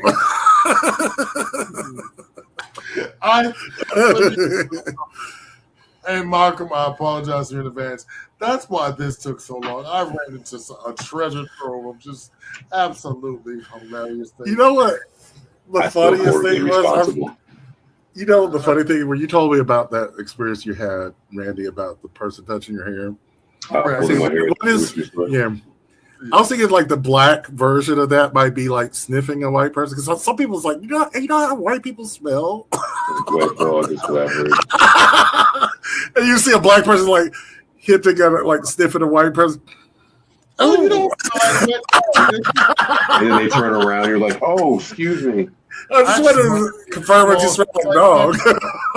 I mean, in that instance, it was a good thing that I was raised with home training, because I could have totally just gone black, right? Oh, yeah. Just gone black. And Mark, I'm going to go to the Publix tomorrow and sniff white people. Not public. Go to Is that Chanel? I'm on Chanel? Go to Whole Foods. Yeah. That's too funny. Go up to Brad and find out if Brad and James Sniffing white people. It's horrible. Oh my God, you all don't smell like wet dog. Oh my God. Is that Chanel? Oh no. I just don't see a problem with making sure that white kids don't feel traumatized in history class. What? Like your woke education department wants to make sure that every white kid feels traumatized. Super guilty. White people are bad. Yikes. So when the rest of us are like, hey, maybe we could tone down the slavery talk just a little bit. Imagine being a kid today. You just want to be a kid, but you're sitting in class and all your teacher wants to tell you is how terrible your race is. It's making these kids borderline suicidal. What the fuck have you been reading? Some stuff. Okay, we learned about slavery when we were kids. Never once did I sit there and think, oh my God, these are my people. I'm gonna go myself. We sat there and thought, oh my God, this was so terrible. How could anybody do this? I would never do this. I would have been on that underground railroad. Harriet Tubman would have been my best friend. How could somebody do this? We got to make sure that nobody does this ever again. And that's a huge point of teaching kids history. Okay, irregardless, I want to make sure that these kids don't feel guilty for being white. I want them to feel pride. What? You want them to feel white pride.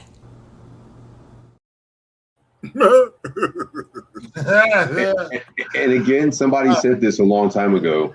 Why wouldn't you think that the white kid, would instantly identify with the abolitionist, right, and feel good about what they were doing, as opposed to instantly thinking they would feel bad? Randy, that is the $20,000 question. That's your own guilt. Because the person that's delivering that news is a racist. Here we go. Nicholas! What? What is in the fucking shower? Nothing. What? Why are you yelling? Because we got company staying. Why did I leave in the shower? Your douche is hanging in the fucking Mom, shower. I'm sorry. I didn't mean to. No, I can't have these douches in my bathroom. I'm sorry. No, all right, that's it. Holy shit. Bro, I want to move out. Wow. So much to unpack there. So much to unpack. What? Wow. And who screams, I want to move out? Who does that? Who does that? Just move out. The fuck is 40-year-old happening? in this economy. Thank you. 40-year-old in this economy. Because that's the American dream. You can get a $500,000 house at age 40. That's the American dream. It's a one bedroom. You don't have no wife, or you don't have a wife, or you don't have a husband because who's dating, and you can barely afford. You have 3 jobs, right? Yeah, and you it's drive American dream. between That's those. what I'm saying. That's one. Okay, so that's what I'm saying. Your Uber is in between. You get off of the one job. I got to commute for an hour, so you just drive motherfuckers to where you're going eventually, and then you go to your next job. Like, that's what this fucking, it's ridiculous. I think I also read that this is the first time in generations where both the mom and the dad or in the household have to work. Yeah. Like, that's crazy. Like, this is like one of the first generations where you're doing worse than your parents, which is the opposite of the American dream. You're supposed to be doing America's fucking great again. Don't you know? The big new center opened with a ribbon and a cheer. Music legends, movie stars, and cameras far and near. Athletes, comics, famous faces lined up down the street. The crowd was packed from wall to wall. The energy was sweet. Wait a second, this can't be right. Why is everybody watching that tonight? Every channel, every feed. Why is nobody talking about me? The ribbon got cut, the crowd went wild. The cameras rolled another mile. And somewhere one voice echoed desperately. Okay. But what about me?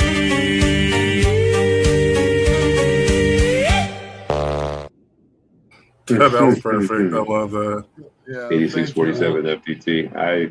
No notes. We appreciate Lego Trump. They are putting that AI stuff to the right use right now. That one was good. Yeah.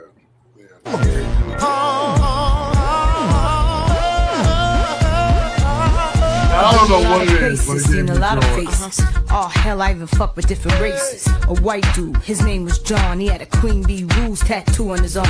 He asked me if I'd be his date for the prom, and he'd buy me a horse, a Porsche, and a farm. Damn a nigga from down south used to like me to spank him and come in his mouth. And Tony, he wasn't that. He didn't give a fuck. That's what I liked about him. He ate my pussy from dark to the morning. Called this girl up and told her we was boning. Puerto Rican Papi used to be a deacon, but now he be sucking me off on the weekend. And this black dude I call King Kong, he had a big ass dick and a hurricane tongue.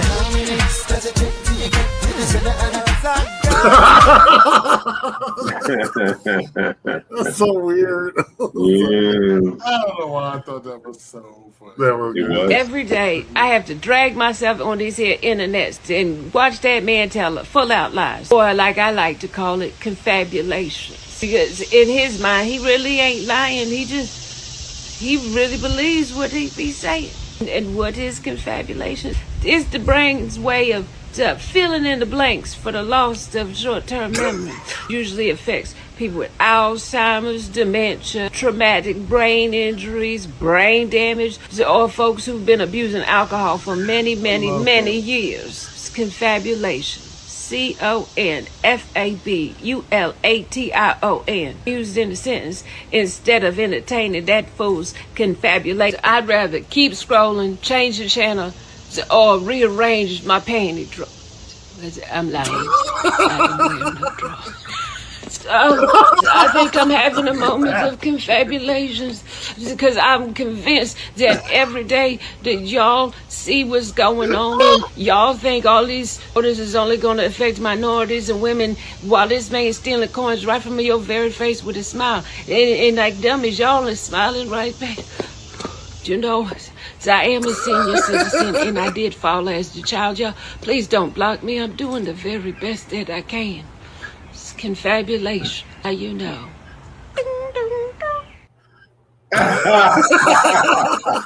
Okay, that was Not the great. sound for the rainbow too. And I'm just gonna let y'all know this next clip is my new mantra. You ready? Okay. I want the mind of Christ, but the body of a whore. But I get in that gym because I need this thing to sit up. The mind of Christ and the body of a whore. Wow. I want the mind of Christ, but the body of a whore. But I get in that gym because I need this thing to sit up. That's what.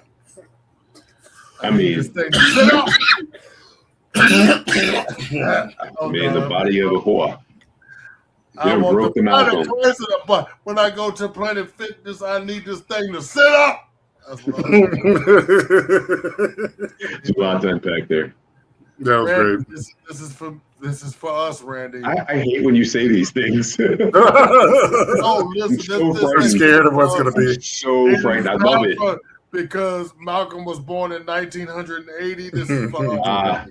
Okay, nobody panic over this, but you should know that my hideous tattoos apparently are a dead giveaway for a severe case of lesbianism, which is alarming for several reasons because I didn't know there was a progression to this shit. I thought you either liked women or you didn't. I didn't know there were stages. Like, how does it start? Stage 1 is sensible shoes. Stage 5 is assembling IKEA furniture with no instructions. Like, what the fuck are you even talking about? You sound like a doctor from 1957 that's diagnosing hysteria with a cigarette in one hand and a lobotomy ice pick in the other. Why did you phrase it like I just got test results back? Like, ma'am, I regret to inform you, it's severe. Sounds less like an insult and more like I need antibiotics or maybe a steroid. I'm seriously so confused because if tattoos are the symptom, we have a much bigger problem on our hands. Every straight woman with a tattoo should be very concerned right now. Ladies, if you have a butterfly tattoo on your ankle, you should monitor that shit. If you have a sleeve, you may already be in an advanced stage. And if you have 2 sleeves and a Subaru, well, Jesus Christ, thoughts and prayers. And speaking of Christ,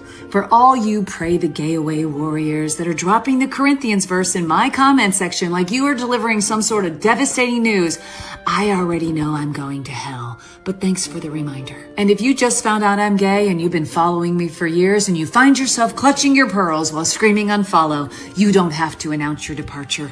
You can just leave. My favorite part is these comments were left on a post I made about love and joy and happiness, and your takeaway was none of that. It was that bitch is gay. The good news is it's not contagious. The bad news is that stupidity is highly contagious, and it does appear that we are having an outbreak. I love it. You said your takeaway was that bitch is gay. You heard all that, and that's what you took away from it. That's part, Malcolm. This is what I love about my job.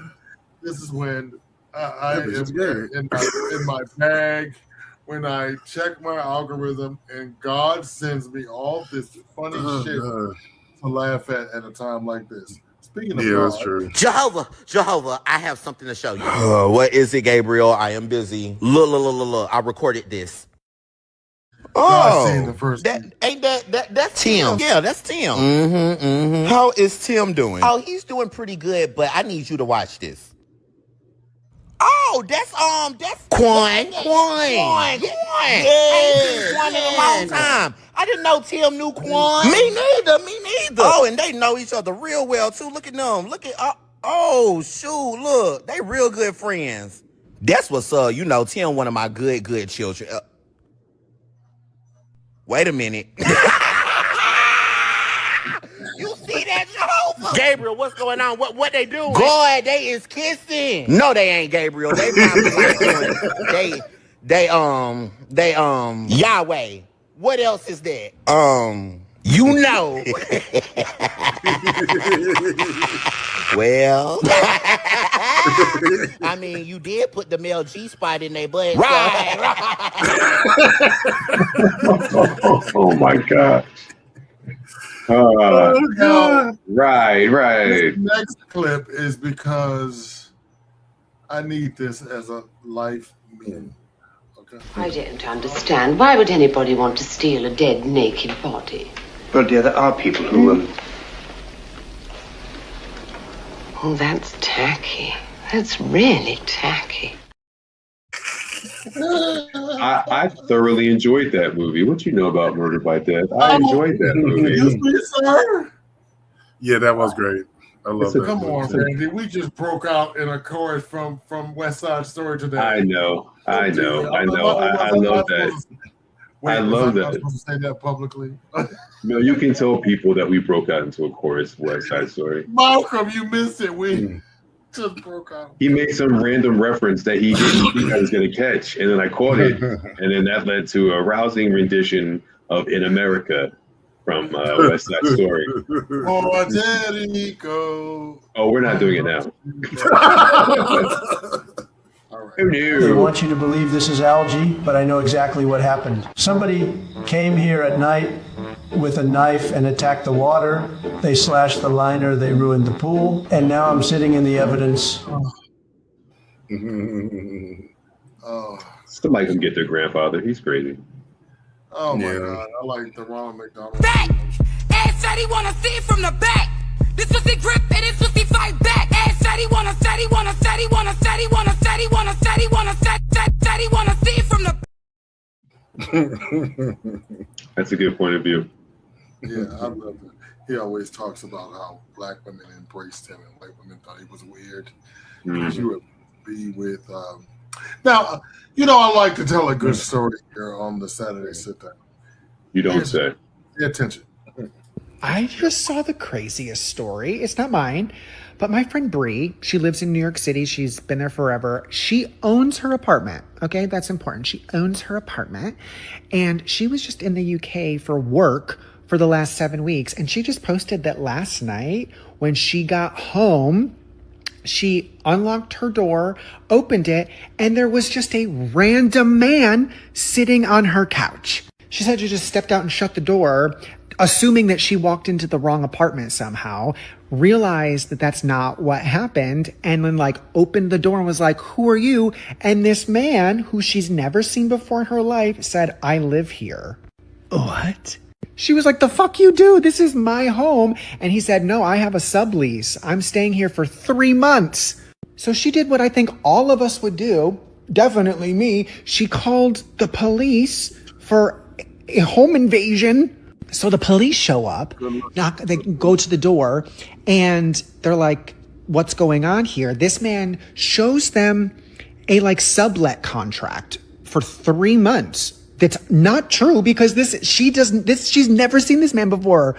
And then the police were basically like, "This is a he said, she said situation. You need to go and try to evict him."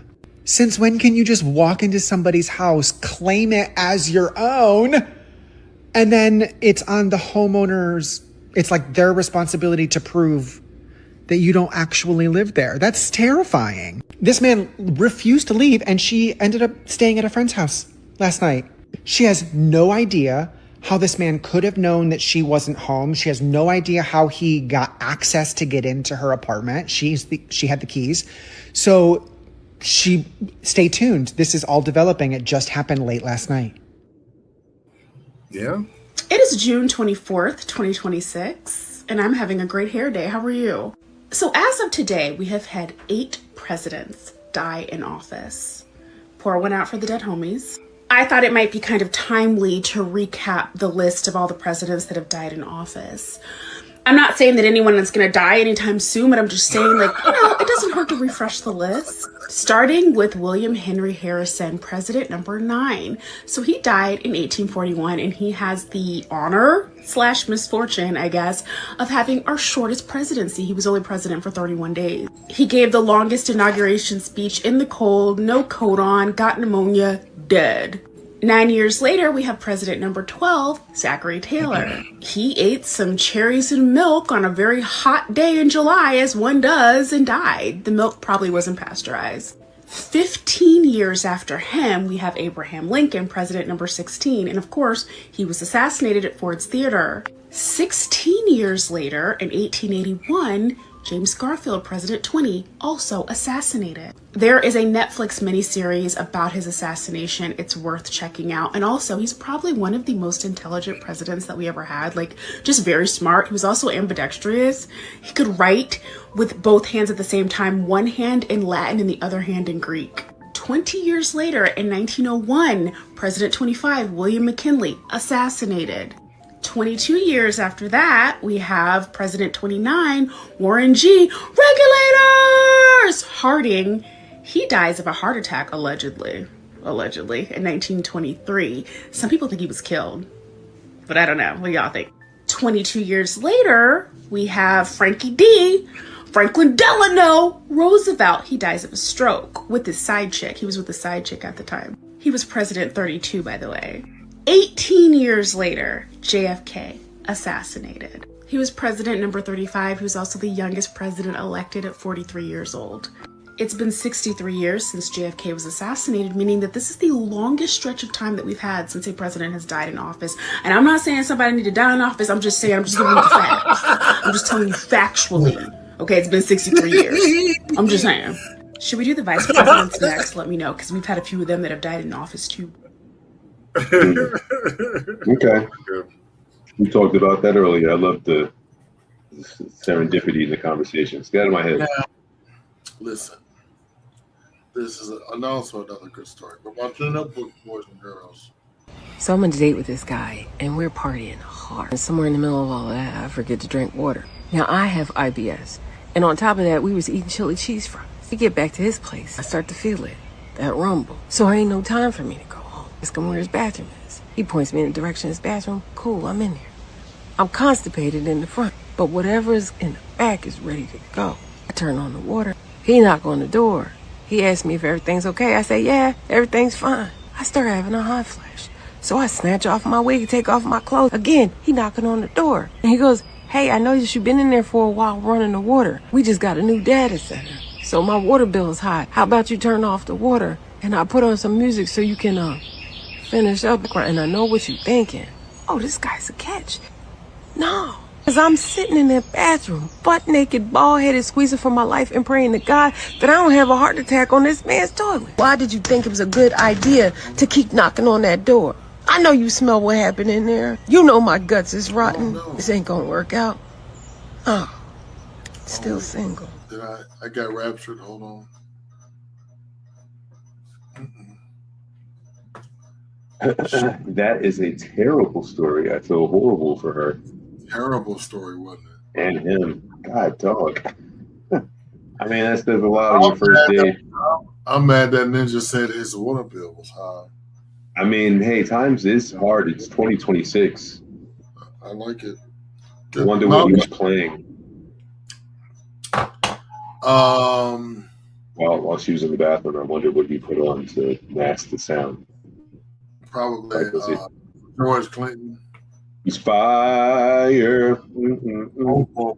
Hey. So Big Ken was my baby. Tell the truth, Diva. Big Ken. The body of what? That's right. That's right. I want the body of a whore. That's right. So Jesus. And lesbianic. That's right. Lesbianic. Lucy Ken. It is interesting that she fit the stereotype without knowing that was a stereotype. Big Ken says Tim and Quan know each other biblically. The question is, who does the bending? Nasty. Sublease my ass. Jesus, beautiful bed. Okay, I was gonna say that was sort of like the story, the movie Barbarian, where like these two people Airbnb the same place, but there was a guy who actually owned it, who was coming to, I guess, claim some shit, discovered that it was being Airbnb without him knowing. I want to know, like, when this guy showed his sublease, like, was it notarized? There's so much more to know about this. Well, apparently somebody knew she was out of town. And they were going to make a buck off of it by letting the dude stay there while she was gone? Yeah. And I had that happened to a friend of mine in New York, and they cold subleased her shit, you know? That's crazy. Yeah, it is crazy. But you know what I'm ready to do, Randy? I want to know what Malcolm went to. But other than that, I want to get to some black shit. Let's go. Let's go. I'm getting emotional about it because I get scared about people dying. Okay. You know what I'm saying? Like Yes, I I do. don't want to tell my queer friends to go out there and stand on the front line so they can lose their life. I don't want to tell my Latinx friends. I don't want to tell. Well, it's I hard. want you to hear me, though. Hear this. It's not the front line. It's standing up wherever you are. There's a way to stand up without standing in front of a gun. There is a way to stand up. You write your congressmen, you write your senators, you make the phone calls, you send the emails, do your part. Go to your local meetings. Do your part. Stand up where you are. Y'all see me at the piano. That's my way. I can't go out on the street no more. I'm 69. You. I can't run like I used to run. I fell in Africa. I don't have the legs I used to have. I can still kick somebody's ass, though. Don't get me wrong. Do your part wherever you are. I think it's important that we hear this because we get caught up in this one form of activism and then we become fighting amongst one another because it's like, well, you ain't doing enough. You're doing, but like, it's like people are fighting in the ways that they know how. Thank you. And you do your part. Do I your agree with part. that. Do your part so we can ask for it. If everybody does their part, it all ends up. We ain't got nothing else to worry about if you do your part. You know what I'm saying? Do your part. Y'all, I learned something new today and I wanted to share it. Every time you taste vanilla ice cream, every time you smell vanilla extract, did you know that flavor exists because of a 12-year-old black boy? His name was Edmund Albius, and he was born into slavery in 1829 on the island of Reunion off the coast of Madagascar. His mother died giving birth to him. He never knew his father. And at 12 years old, y'all, this child solved a problem that European botanists could not crack for decades. See, vanilla could only be grown in Mexico because only one bee in the entire world could pollinate it. Edmund figured out how to do it by hand, using a tiny stick and one simple move with his thumb. He brought the male and female parts of the flowers together. That's amazing. And just like that, vanilla could be grown anywhere in the world, y'all. His enslaver's own writings confirmed that it was Edmund, even when a French botanist tried to steal the credit. Within decades, vanilla production went from almost nothing to 60 tons a year. A multi-million-dollar industry, y'all, built on the genius of an enslaved child. And what did he receive? Y'all already know. He got his freedom. He got a last name. But y'all, he was not compensated. And it took 139 years later for a plaque to be put in his hometown. This is why we have to study history and teach history to our children. This matters because black geniusness is not new. It has always been here. Share this story with someone. Good on you, Drayton. Am I a little black? Are you a little black? Yeah. Like your skin color? My skin. I don't think you're a little bit black. I do. You do. You're a little black. I don't know where my skin is. It's supposed to be. I'm not supposed to be. Black. I'm supposed to be black. You think you're supposed to be black? Mm-hmm. Why? I want to. You want to be black? No, because I want to be black like guy. Oh, like your skin color a little bit darker? Yeah. Like brown? Yeah. You know what? What?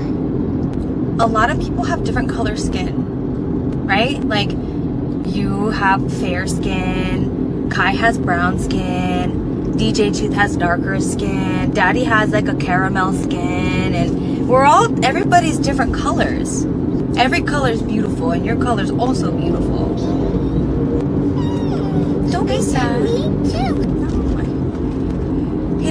I know the feeling of wanting to be like somebody else. We can look up to people, we can admire people, but we should love ourselves the way that we are. You know? Your skin's perfect, Kalani. Say it. I'm perfect. He's cute. Good for you, Kalani. And his wife, and his name is Kalani. Breaking news. Congress is trying to do something good. I know. I almost pulled a muscle trying to fact check it. Congress doing something useful is like seeing a raccoon pay taxes. You stop and make sure your eyes still work. But this is real. Congress might pass one of the biggest housing bills in decades. And here's what they not saying loud enough. This ain't just a housing bill. This is an adulthood bill. America ain't just short houses. America is short front porches, baby rooms, starter homes, grandparents close enough to help, and futures people can actually believe in. We're short roughly 4 million homes. The median home price is over $400,000, and the median first-time home buyer is around 40. 40. That ain't a starter home. That's a midlife crisis with a mailbox. Because when housing gets too expensive, everything gets delayed. Marriage, kids, businesses, wealth, safety, healing, better jobs, leaving toxic situations, taking chances, building a real life, all of it. That's the part Wall Street don't put in the spreadsheet. Scientists call housing a social determinant of health. That's fancy talk for where you live touches damn near everything. Stress, blood pressure, mental health, your kid's future, retirement, emergency money, lifespan, and whether you can look tomorrow in the face without flinching. So what does the bill do? It helps build more housing, supports manufactured housing, improves housing assistance, cuts some bureaucratic foolishness, and puts limits on some giant investors buying up single-family homes like Pokemon cards. Translation, somebody in Washington finally remembered neighborhoods supposed to have neighbors. Now don't go naming your baby Congress. This bill ain't perfect. Congress is gonna Congress. Conservatives are gonna conservative. Lobbyists are gonna lobby. And billionaires still treat housing policy like Black Friday at the Plantation gift shop. But this matters. America didn't just create a housing crisis. America created a future crisis. When people can't afford homes, they stop planning. Then they stop believing. And eventually, a country that can't imagine a future becomes scared of one. If you felt this, like, subscribe, and share this post. Follow Marcus for America. Cash App, $ Marcus Farrell 20. Now tell me, when did a home stop being a place to live and become a product rich people use to tax everybody else's future? That part. Go back with the Malcolm. Yeah, they were talking about this in particular in Florida is really, really bad. Like most of the houses there are not owned by people anymore. It's just owned by venture capital. And well, the insurance is gone, so good luck with that anyway. Exactly. But also just like the people anyway, it's interesting. It's changed the state. You just missed the video of how a black man created vanilla ice cream. Here we go. One more thing in black shit, then we gotta move on to a couple more things. He was willing to sacrifice his daughter for the furtherance of the black race. Lock in. Yolanda loved her some Jimmy Lunsford. Her father, on the other hand, couldn't stand him. See, W.E. Du Bois and Yolanda were a part of the talented 10th, an aristocracy that believed the top % of black educated should lead the race. You know, writers, doctors, scientists, philosophers. Yolanda was a teacher. But long story short, the daughter of one of America's top black intellectuals couldn't marry a jazz musician. He wouldn't allow it. So on April 9th, 1928, Yolanda married Harvard graduate and poet Countee Cullen. Biggest event of the year, union that represented black progress, emblematic of the Harlem Renaissance. Madam C.J. Walker's heiress, A'Lelia, the queen of Harlem Renaissance parties, hosted the pre-wedding brunch. There were 25 star-studded bridesmaids and groomsmen. The ceremony, which Yolanda's father spared no expense on, was attended by 3,000 people and ordained by Countee Cullen's father. All this spectacle for a lavender marriage that would last no more than 6 months. Countee Cullen invited his best man, Harold Jackman, also known as the most handsome man in Harlem, on their honeymoon and spent it with him. On the newlyweds' next trip to Europe, he invited Langston Hughes in addition to Harold, the 3 arriving weeks before Yolanda. Mind you, she was so naive and sheltered. She was a different kind of black royalty. She wasn't at A'Lelia's Diddy parties. So while most of Harlem knew how Countee got down, who Countee was, she had no clue what was happening right in front of her eyes. And word on the street, is that her father, who knew exactly what was happening, wanted to keep it that way for the sake of propagating the talented 10th, instructing his daughter to focus on making her husband happy as opposed to constantly writing him with complaints about her already failing marriage. But it wasn't an impossible task. County finally admitting that he wasn't feeling her like that. Du Bois's only request was that County hold off on the divorce to avoid bad press surrounding this Black Power couple ending so soon. The union was annulled in 1930, though they officially separated months after their 1928 wedding. Real ones who completed this video, let your favorite storyteller know by commenting this emoji. Ooh. Wow. Yeah, that's a pretty good one. Yeah, me at lavender marriage. That's crazy. That's crazy. Now, you know, my other favorite thing is some Black Joy. Let's get into it. Some national underground thunderpounds when I stomp the ground like a million elephants, a silverback orangutan.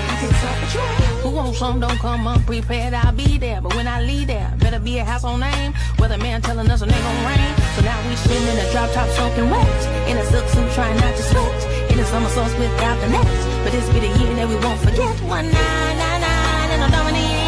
Goes what you wanna be, long as you know consequences are given for living the distance. Too high to jump in jail, too low to dig, I might just touch hell. Ha, get a life now, they on sale. Then I might cash you a look at what came in the mail. A scale and some on a hammer, Soko grill and a baby mama, black Cadillac and a pack of Pampers, stack of questions with no answer. Kill for cancer, kill for AIDS, make a nigga wanna stay on tour for days. Get back home, things are wrong. One night when you was bad all alone, but you live fast up for a ball of power, thousands of 1,000 miles per hour. Hello, ghetto, let your brain breathe. Believe there's always more. Now, don't pull the bang out unless you plan to bang. Don't leave a bang unless you plan to hit something.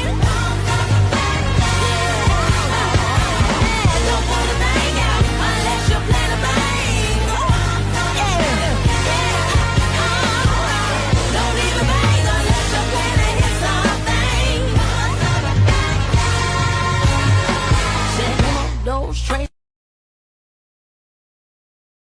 I enjoyed the fuck out of that. Mm-hmm.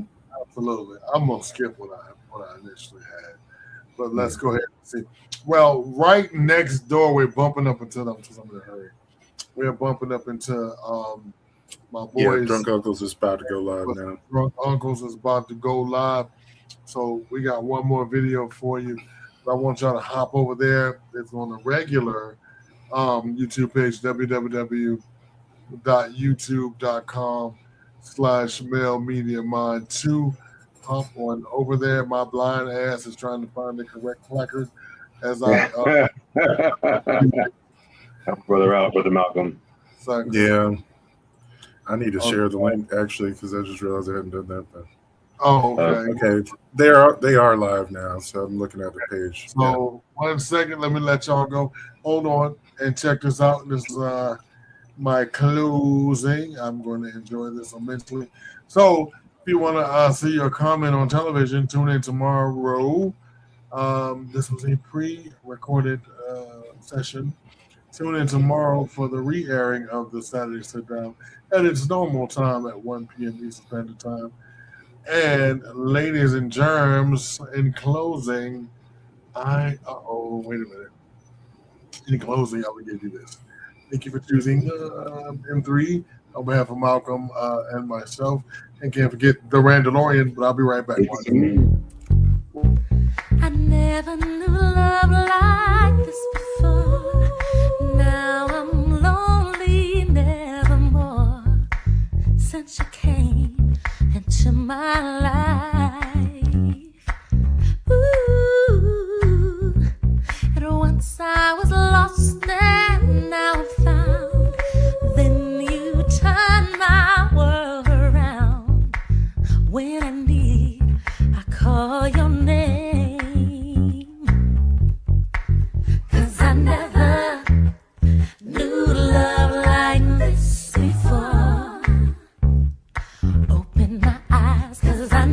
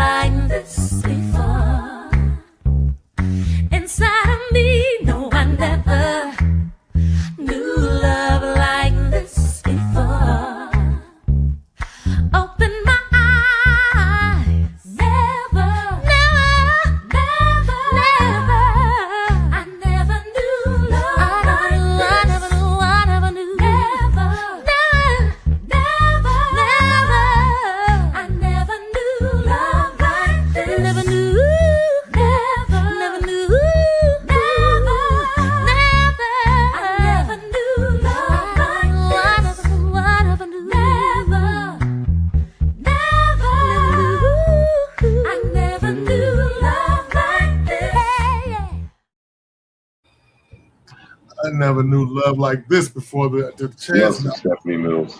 Yes. To entertain you. Thank you for having It's Me Randy. Check out me and It's Me Randy 7 p.m.